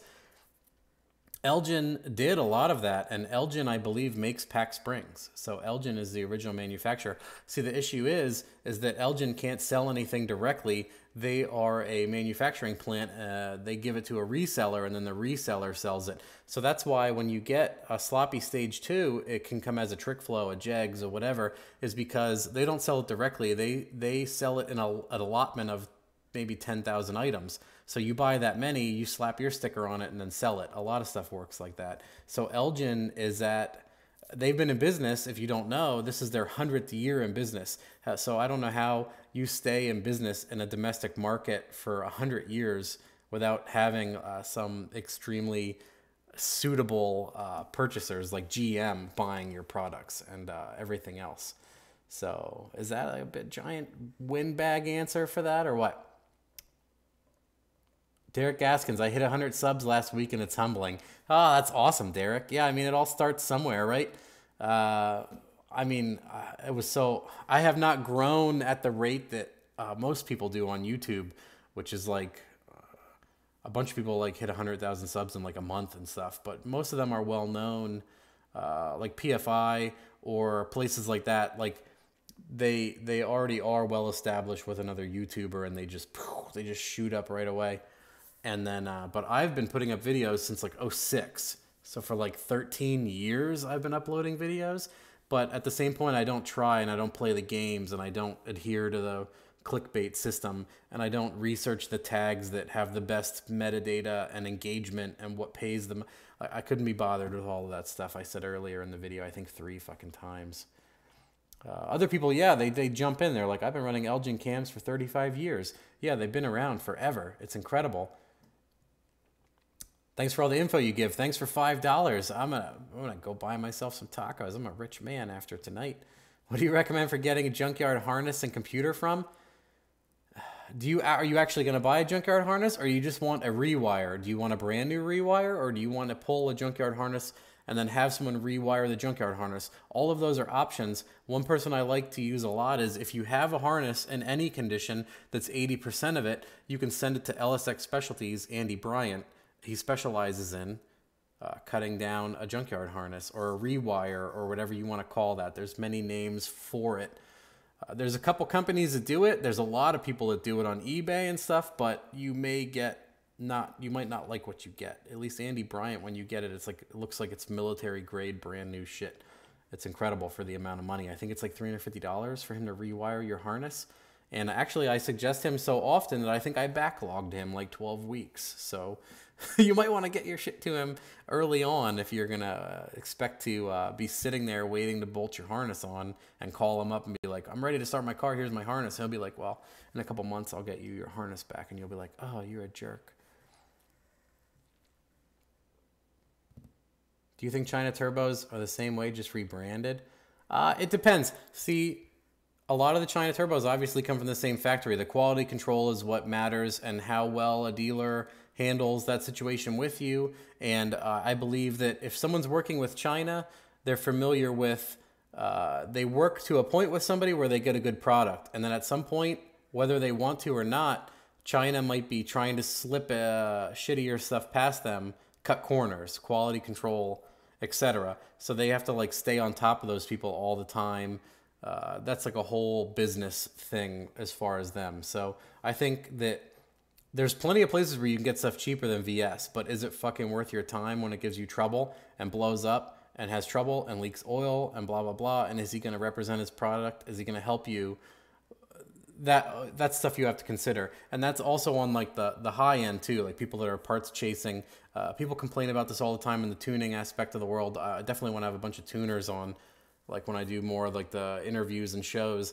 But people complain that like someone will hit them up for an hour and get an entire build worked out with them, and they go and they buy it from like their friend that has a Turn 14 account, and they get it for like 2% cheaper than the person that spent the time to spec the combination. And then they have trouble, and then they call that person again and they're like, hey, I'm having trouble with all that stuff you recommended, even though I bought it from my friend. It has no support. People make videos and comments about that stuff all the time, so you have to watch what you're doing as far as that, not screwing yourself. So what are, oh man, someone else gave me $5. Maybe some older engines done sloppy. Maybe some older engines done sloppy. What are you asking? Are you making a statement or are you asking me a question? MS2, S480, 455 olds, Mega Square Turbo, 460. Yeah, I've done a few of those. If you've looked at my videos, even one recently, it was a 475-inch big block with twin Borg Warner 66 somethings on it. It made like 960 on pump E at like 50% mix, not really leaning on it. He had a gold box on it, I think. Ethanol sensor and everything. And LS coils and a crank trigger setup. That was really cool. 2020 PMDC sent me 15 bucks. Awesome. Thank you. Thanks for thanking me. I've been building a rear-wheel drive Ford Probe for a while. Seen your videos. Since your videos, I've been using the LS TH400. Are they easy to install? Yeah, TH400 on an LS is like, it's like flushing a toilet. It's extremely easy. Most people can figure it out pretty easily. Literally, the only things you're going to run into is crankshaft, flex plate, and converter spacing and stuff like that. And if you're using an 80E flex plate that's flat with the crank spacer and any old small block Chevy style converter, the spacing is usually 100% on. It's fine. There's only some very small instances where you have too much spacing and you need to run a washer, you don't have enough spacing and you'll hurt your pump. All that stuff you got to look up when you get a converter and stuff. But if you get like a PTC or Jake's or something, none of that stuff is going to be a problem. The other neat thing you can do is if say you have a 5.3 with a 60E bell housing or a 60E flex plate has a concave, it has a slight bow in it, and you can get a TH400 converter with a 60E nose face on it. So it goes right on. You don't have to do any bullshit. Other places, like you can use a 60E. All this information is available, but maybe some of it's shitty or people are giving you inaccurate answers. You can get a 60E flex plate and you can buy like a Hughes hammer-in spacer that'll hold the snout of the converter for like 15 or 30 bucks. You can do that too. All of that stuff is usable, easy, works. I've done all of them, no problems. Just can't be an idiot about it. It's not hard at all. It's not. There's nothing complex about it. The transmission bolts directly to it. The bolts, everything is the same. Put the bolts right in. That's funny. You're building a rear-wheel drive Ford Probe. If you watch some of my really older videos, I have a friend who used to be in Pennsylvania that had a tube chassis Probe that goes 6s.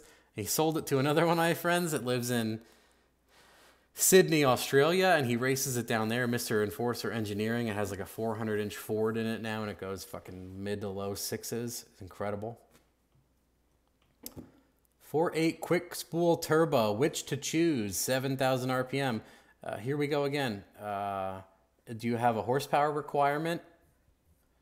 I don't know why you're saying an RPM. Are you going to drag race it? Are you going to street drive it? There's so many parts to come at that answer that you're ignoring. It's really hard to. Any experience with the Summit Budget TH400? I don't have a lot of experience with budget converters. Most of them, here's the issue is a turbo engine, say the 4.8 out there makes 300 horsepower and you get a converter that works with 300 horsepower and 300 foot-pounds. All of a sudden you foot brake it up to 3,000 RPM and you let it eat. Well, the turbo comes in at a left field and triples the amount of power and torque. And now the converter is like, what the fuck do I do with this? And it becomes a slip monster or something else weird happens.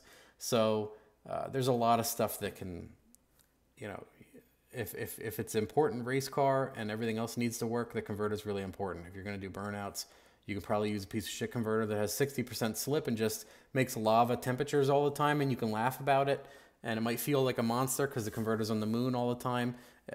Goals, expectations are all stuff that needs to get thrown into there. Seems like you always have time. Seems like you always have time. I know you do the Taylor Ray timing. Jack, where did you ask something else before that? I don't understand. Seems like you always have time. I know you do the Taylor Ray timing. I don't know what you mean by that. Maybe English isn't your first language. If it is, we can all feel bad unless you're drinking or something. I don't know what you mean. Maybe I missed it. Don't BS me videos. 2003 van, complete pull-out. Are you keeping the stock fuel pressure regulator? Yep, and that car I had a completely stock fuel pressure regulator and shit. No problem. Actually, when I swapped the intake manifold, if you were watching the videos, I swapped the intake manifold to an NMBS style that has no regulator built in, and I ended up putting an eBay regulator and twin pumps on it. The eBay regulator was only like $35 or something like that. You should do a 350 with a 292 cam, camel humps. Oh my God, this stuff's... You think you're just joking. Why are people obsessed with quick spool? I don't know. Maybe they haven't been in something that makes an honest 800 horsepower and just melted their face off and boiled the tires all the way past 140 and wrecked them into a tree. Did one of your Fairmonts use isopropyl alcohol for meth injection? You were probably watching Jimmy Lowry's video where he mixes 50-50 distilled water and isopropyl. Yeah, you can literally put anything in the meth injection tank, just straight distilled water. You could piss in it, and it would spray it into the intake, and it would probably do better than just not having anything at all. Just what I tell people is use what you have. Washer fluid isn't the greatest thing, but most of the time blue washer fluid is available everywhere, and if you just tune for it, who gives a fuck? Like, it's all dependent. The alcohol is obviously going to raise your octane. Some cars are limited by their fuel system, and they're using an insane amount of alcohol injection to recuperate the fueling they don't have. A lot of late model DI stuff is like that. The alcohol is like 25% of the fueling. So the minute the alcohol doesn't work, the thing is exploded. Alcohol is super flammable though, and it's usually in plastic lines that are not fuel rated in the engine bay, which I think is a part of a mistake also. So doing the washer fluid where it's water and alcohol and isn't flammable is safer in a lot of aspects. I couldn't tell you the amount of cars I have with methanol injection kits where people didn't cut the lines nicely and did the push lock shit, and it's spraying shit all over the engine bay and the floor. That stuff's flammable. Gasoline would be a big concern, but it's spraying alcohol everywhere. People are like, oh, well, it's just alcohol. It's no big deal. Until they have an engine fire and their shit burns down. Then they want to blame somebody else. Oh, anyway. I'm watching down here in Australia being jealous of how cheap LS stuff is.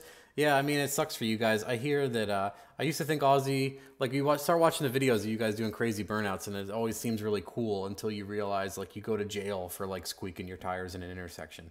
There's obviously a big issue with that stuff. And all your engines are alloy or LS7, LS1 based, LS2 based. You basically have no iron engines, and that sucks. Like they should... someone over there needs to have a chat with GM to get you guys some 4.8s and bullshit for $200 and some vans. Circle D's nuts. I've seen all your videos, so I'm building an S10. Thanks for your advice, LOL. He knows I hate S10. He knows I fucking hate S10s. Stroke a 5.3. Yeah, but the 4.8 has longer rods, so if you destroke a 5.3, you're going to be like well below deck on the piston. A lot of other stuff is happening behind the scenes there. Literally the 5.3, 6.0, a lot of those cranks, all the same exact thing. The 4.8 has a shorter crank and a longer rod, and that's where the inherent difficulties come between swapping all that stuff. In my opinion, it's a total fucking waste of time. I think I already said this 3 times in this hour and a half. De-stroking the engine is dumb as shit, in my opinion. You're wasting 2 decent engines to do it for no reason, and you're probably going to blow it up doing some dumb shit anyway, so there's no reason. It's dumb. It's dumb as hell. Never cheap out on a torque converter. Yeah, it's really good advice. I tell people all the time.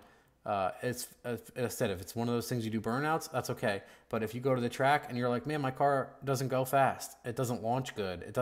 Everything's trash. Well, if you spend $300 on the TCI converter off shelf from Jegs, not that there's anything bad with that, but for your combination, if you wanted a decent result and you cheaped out on that, that's your fault. It's no one else's fault. Sloppy method for setting a thrust. Get a decent junkyard engine. Get an engine that's not fucked up and you don't have to work on it. So many people were like, save that engine, save those pistons. Oh, you can build something with that later. No. That's not how it works. This isn't Stockholm Syndrome. That's an abusive relationship that you need to break off from, not nurture. Understand? People do that all the time, and they spend $8,000 on a car that's worth $2,000, and they just keep it instead of just parting it out and getting rid of that bullshit. Oh, I just got to keep the car. I'm attached to it. No, you're not. You spent too much money, and now you're too late to part yourself out, and everybody knows it's all awful, and you screwed yourself. It's your fault. 7875 on an actual LS2 with 93 pump. Will Uncle Rodney visit? What are you trying to make 1,000 horsepower? Are you going to run a 14.7 air fuel on 14 pounds of boost? I don't know. Come on, guys. Help me out. Help me help you. You guys ever see that? Jerry Maguire? I've done 78.75 on an LS2 on pump. You can be conservative. You can be stupid. You can be all of the above on a combination. Usually when I tune someone's car, I ask them, are you going to be a fucking idiot? And it's always a funny instance. I'm like, are you going to thrash the shit out of this car? Because I'm going to tune it accordingly. Like, if all you're going to do is beat the shit out of this thing, I'm going to set it up soft. If what you're going to do is try to break records every weekend and check everything all the time, we can lean on it as long as you're not going to be a moron. But if you're going to foot brake it up to 150 degree inlet temps before you drag race everybody out of stoplights and do needlessly long highway pulls into the rev limiter, gapping a WRX, so portions of the tune-up need to be adjusted based on how you're going to drive the car. Say, if you're tuning a drag car on E85 and you're tuning a drift car on pump gas, there's obviously entirely different scenarios that you want to put into the tune on that engine. One of them is going to be thrashed minutes at a time. The other one's going to make a pass for like 8 seconds or less. Getting it? Getting it, guys? My torque converter is more expensive than my billet. Yeah, dude, a good torque converter is like fucking magic. It's just a dream. I like to build a stock 4.8 with a quick spool turbo. It must reach 8 psi around 2000 RPM. I don't care about horsepower goal. It will be enough. Here's the shitty answer again. Put a KO3 on it from a Volkswagen 1.8T. It'll make 8 pounds of boost at probably idle if you floor it. It'll make 8 pounds of boost. It'll make 200 horsepower. So the engine will make less horsepower than stock, but it'll make 8 pounds of boost, well below what you're asking for. I hope you can understand why that's a shitty answer to another shitty question where you said you don't care about horsepower. Because it matters. Why boost V8 Chevy? Why go to Mars? Let me ask you why you want to go to Mars. Do you want to go to Mars? Holly HP versus Goldbox don't need trans control. Like I said earlier in this episode, you probably want to check out the software for both. And some people really like the Megasquirt stuff, and some people don't like it at all. Some people really like the Holly software. Do you know people with one or the other? Do they blow up their car every weekend, or do they make successful passes? Are you going to be tuning it yourself? You have to look into all that. Dear tuner, I'm going to drive like a tard. See, I ask people this question. A bunch of people might even be in this chat or see this video later. I ask people this question all the time, and they laugh because they stare at me funny. I'm like, are you going to thrash it or what? And they're like, oh. They're like I'm their dad, and I caught them doing a burnout with my C3 Corvette. Oh, you beat up my baby. That's my nicest car I ever owned. You were never blah. Yeah, I'm like, I need to know what you're going to do with this car. Please answer honestly. I'm not the police. I want to know if I have to be conservative or if you want all it has and you don't care what happens. KO3 is tiny. Yeah, it is, but it's going to make 8 pounds of boost at a really low RPM for that guy because he doesn't care about horsepower. I want to see a boost gauge I just want to see a boost gauge at 8 PSI. Oh, well, that's Chris Ortiz. Yeah, no one cares. Don't care, had boost, right? What's your go-to for fuel lines? Stock ones in a lot of applications. And a lot of late model cars, the stock fuel lines are pretty incredible. If you're going to be replacing, if you have like a Fairmont and you're going to put fuel lines in, there's Parker Hydraulics stores near my house in eastern Pennsylvania. Parker Hydraulics hose, in my opinion, like 801 push lock, gasoline, E85, no problems. You cut the hose, you shove the connector on, and you're done. Like, that stuff is easy for me. Places where you guys might be, it might be cheaper to buy like the nylon Earls, whatever, blah, blah, blah. But I like to use the Parker shit that's gray and looks awful in the engine bay. It makes people question whether or not their fancy shit is worthwhile. Why don't you use coolant relay trick for pulling timing on nitrous? We do that sometimes. I have done that. So I don't know why, all caps. Have done it. Do it every now and then. It's way better than running some sort of plug-in.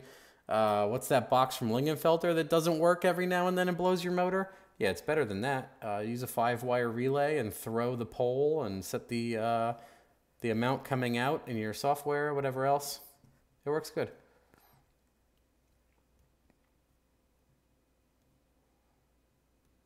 Yeah, HP Tuners videos for sale on my Vimeo. Go to sloppymechanics.com, go to links, go to the videos, the Vimeo for sale videos. There's like 6 HP Tuners videos in there. Read the description. If any of them are explaining what you want, you can purchase them if you want, and hopefully it fucking helps you. Why are you using a 4.8 with Gen 3 rods in a new project? Budget that tight? Well, here's the thing is it's easy to go over budget and have red mist about better engines when in fact the Gen 3 4.8 should do the job no problem. And so we're only buying what we need instead of crazy shit we don't need. And the other facet of that is giving people the middle finger and going, hey, it worked. I have a $200 engine. It is a pile of shit no one wanted. It's the worst engine, and I have a better result. All of the above, if you watch what I do, that's what I'm going for, is making a lot of people look stupid on all facets. Anyway, 15. Thank you for $5. People don't get that they need goals and be able to decide for themselves. Yeah, you are your best liaison for purchasing and building your vehicle. You know, be honest with yourself. Have I done anything with GM 4-cylinders? Not really. No, I've dynoed a bunch. I don't really, I think the tuning for them sucks on a lot of facets. I think it's way easier to, if you want to build a turbo 4-cylinder, you buy like a D-series Honda, which I've done twice. I spent almost no money and made 300 horsepower to the tire. How far would you wing a 4.8 RPM wise, upper limit? I've spun a bunch of stuff over 7,000, not much over 7,500. Most of the stuff doesn't make power up there, so there's no goddamn reason. This one will be interesting if we get a really big turbo and intake and it wants to make power into the 7,500 range. That'll be cool. People argue all the time about hydraulic roller not being great up top. Lots of valve train instability. It would be something really neat to explore, whether or not you need a hardened push rod, a double spring, and a good intake and a large throttle body to make really high end power. Sorry, I got a hiccup out of like nowhere. It all depends. In my opinion, I have gone very fast. Other people have gone very fast. Not really going over 7,000 RPM, 6,500, plenty fast as long as everything else is working good. So the RPM thing is just like, a lot of people are like, I'm swinging the shit out of my stuff. And I'll dyno the car and I feel it lay over at like 6,100 and I lift and they're like, no, keep revving it, man. Rev it. It likes rev. Actually, no, it fell off 300 horsepower from 6,100 to 7,000. So there's no goddamn reason to do that. And they look at me like I'm retarded. And that's fine. I may be retarded. If Cameron was hanging off a bridge, about to fall down, and Jordan was stuck under a burning car, who would you save first? Holy shit. Oh, I can't answer that. I'd have to fucking flip a coin. That's difficult. I guess I'd have to see who was closest to me. Is that I have to like think reasonably about every single question.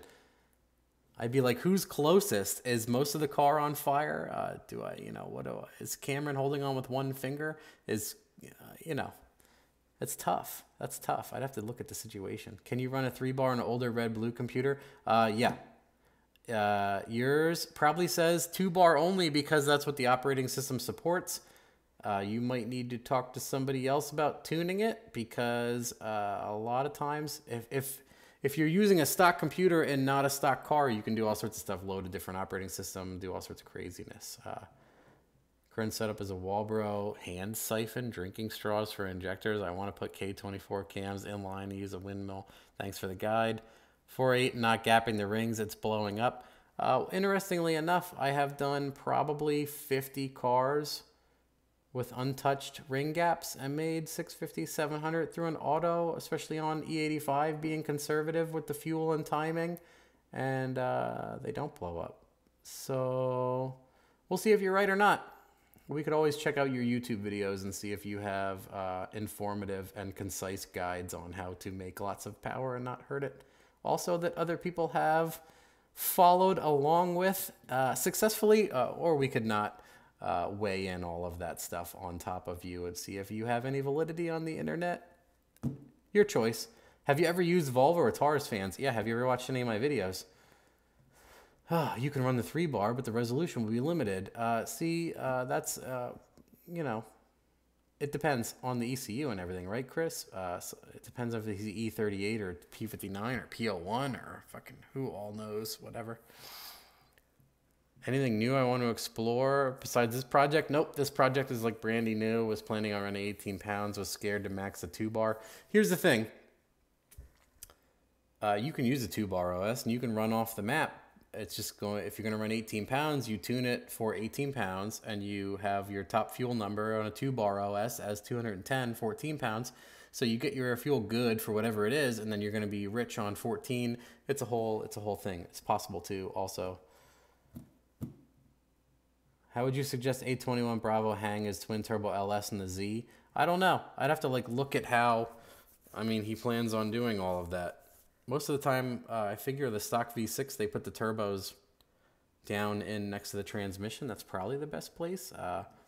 If you want to get really lazy, put them up out of the fucking hood or some crazy shit so you have tons of room and to drain the fucking turbos into the valve covers and other crazy shit like that. Why does Wilder continue to duck Anthony Joshua? I don't know what that means. I'm sorry. All right, I'm at an hour and 55, so I say in the next 5-10 minutes we start to cut it down. It's already 1 a.m. and I got to tune some cars tomorrow.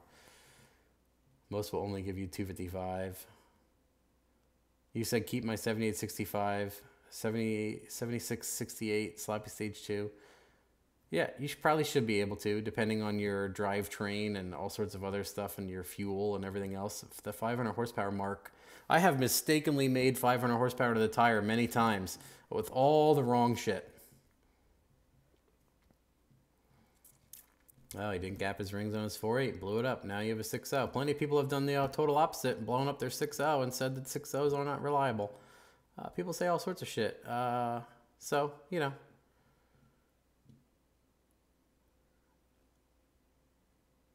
Do you think the Gale should retire? I don't even know who that is. Is it sports or something? Man, I don't know anything about sports at all. Was going to get sleep with Sloppy Live. Yeah, I mean, in the next 10 minutes, I'm jumping off too. Shortcomings of the Trailblazer ECM versus Silverado. Like a Trailblazer SS ECU? I feel like just Trailblazer, anything with an SS badge on it made from Chevy is plagued. Like what they did is they tried to make something awesome and they fell short on all fronts, on electronics, on the transmission, on the rear, on the front diff, all that stupid shit. They're like, oh, we're going to make something great. All of it sucks, right? Or they have a great engine. Trans is garbage. Diff is garbage. Electronics is garbage. You know. Who's going to be your first sloppy radio guest? Hopefully, Vague Industries Joshua with the Datsun truck. That's who I have slated. And he had some holdups recently, so that's why it hasn't happened yet. It's part of the reason why I'm testing this. I need to have him on before I can, and we can answer all of the questions that it came up in the precursor video I made for him before I can just start another whole radio show with somebody else. I hope you understand. Thanks for using the wiki. Thank you. Oh, thank you for $4.99. I'm headed to the dyno with my Don't BS Me build next week with my 60E. Good luck. Yeah, remember I said earlier in this video, people are like, oh yeah, I'll just blow my 60E and then put the 80E in. You can break a 60E to the point where it splits your engine in half and all your shit's trash. And in my opinion, I would sell a working 60E well before it breaks because it's just going to break anyway. And there's no point in setting yourself back for no reason just because you got the car running with the bullshit 60E. Those are my thoughts. That's what I think. Yeah, this guy, House of Boost. Dario, if you don't make 500 rear wheel, like I said, I've fucked up a lot and still made 500 tire. It's not hard. It can be super laggy, wrong cam, wrong turbo, backwards hot side. I've done it. Still gone 10s on an awful 60 foot. Any idea on how to tune my Hitachi Magic Wand? Nope. I've asked 5 times, 3,500 pound car, 5.3 LT1 rods, Gen 4 5.3 pistons, stage 4 cam. That's a fairly big turbo cam. What gear and converter to go 9s? And will it hold 900? I mean, if it's giant turbo, and it, what kind of fuel are you using? See, there's all these answers. There's more to it. I've asked 5 times. You sound very entitled, sir. I'm sorry that no one answered you the first 6 times. You can probably close in on 900 rear wheel, probably not on pump gas. You probably need more cubic inches, or you need a massive underutilized turbo. Your gear and tire is going to matter. If you have a super tall tire, you gear the car to run what it's going to run in the quarter. Do you have a quarter-mile goal, or do you just want to make 900 horsepower to the tire?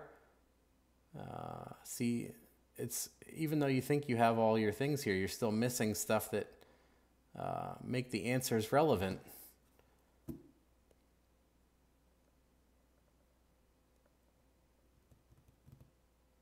So many dumb questions tonight, dude. It's every night. It doesn't matter. It doesn't matter. You know, people are like, I don't know. I'm always kicking the dead horse, right? So what's nice is even if a third of these people just think more about what they're going to ask or learn something else from me being kind of a douche with the answers, it's all worthwhile. That's how I learned. Back in the day, I had no clue, and I'm like, how much timing do I put in an engine on turboforms? And a guy's like, measure the squish of the wrist pin, and that's how you'll know if you had too much ignition or not in the car. And I'm like, well, I had to like research what the hell he meant, and I'm like, what a douche. Like, why doesn't he just answer me? He would apparently fix top fuel motors, and they would literally measure the run out on the wrist pin, how much they folded a giant wrist pin on a top fuel engine to know if their tune-up was too extreme or not. That's how he would do it, so that's how he recommended I do it. You know, so it wasn't awful advice. It definitely made me think and learn a lot. 94 octane pump, S475. S475 is going to make like 800 to an auto, in my opinion, most of the time. That's about it. I don't know how fast you want to go. It's not going to make 900, but you're not really going to be able to break a stock bottom end car unless it's tuned awfully. Most of the time you can pin an S475 on like a 5360 build with good rods because it makes 800, and you can make more than that, blah, blah, blah. Real question is, why does he think he needs 900 to run 9s? Did he say he wanted to run 9s? Yeah, I mean, like I said, Mark's car, yeah, 600-700 horsepower will go 9s. Click them off easy. Here's the thing. My Fairmont weighed 3,300-ish pounds, made 680 rear wheel. I drove it to the track. I foot braked a 1.5 on a 235 tire. Went 960 at 143, 680 horsepower to the tire. So that was very easy. All right, where are we at? What time? What time? Let me check my broadcast time on this other page. 2 hours and 2 minutes. We got to jump off. We got to get the hell out of here. It's already 1:10. I got to go to bed. How many people are watching? Some bitch. We've had 500 people like this whole time. That's pretty cool for this time of night. And not letting anybody know I was going to do it. And you all jumped on anyway. And we had some decent conversations here, I would like to think. Plenty of people gave me money for tacos. Much appreciated. Blah, blah, blah. Maybe you need to make a quick video explaining what goals matter to what parts. It gets tiring. I think I have 2,300 videos that are similar to that. It's like a means to an end. It ends up being me grandstanding and yelling at people and dumb shit like that. Sometimes that's funny. Sometimes it's sad. People don't learn from it. They feel bad. Their first exposure to vehicles might be me telling them that they're dumb about what they're thinking. Blah, blah, blah, blah, blah. You know, I kind of want to be an ambassador for what I do, and I kind of want to make people think about what they do and ask intelligent questions and not be fucking retarded about it. Can you understand all those answers? Are we going over people's heads? People get it? Sloppy top fuel. How good are Explorer rear ends? I had one in my 1,000 horsepower Colorado and never skipped a goddamn beat. I built it with an impact wrench. My Milwaukee, you can see the videos of me doing it and having no problems for 3 years. It's a pretty goddamn good rear end for $50, in my opinion. Let's keep winding down. Yeah, thanks everybody. Thanks for joining in on my spur of the moment. I was messing around with recording and how I should project this stuff, and it ended up showing up pretty good. I modified it a lot in the beginning, and I jumped on accidentally, and everyone's like, hey, and I'm like, oh, well, I'm not going to just fucking go live for 30 seconds, jump off, and blue ball everybody. So it turned into a 2-hour impromptu bullshit session. Get some sleep. Yeah, we'll have some videos coming up soon of what I tuned and some pictures and some guess the horsepower and other dog shit. But yeah, all right. See you later. Have fun. Don't do anything I wouldn't do, and for God's sakes, don't look at your cam bearings.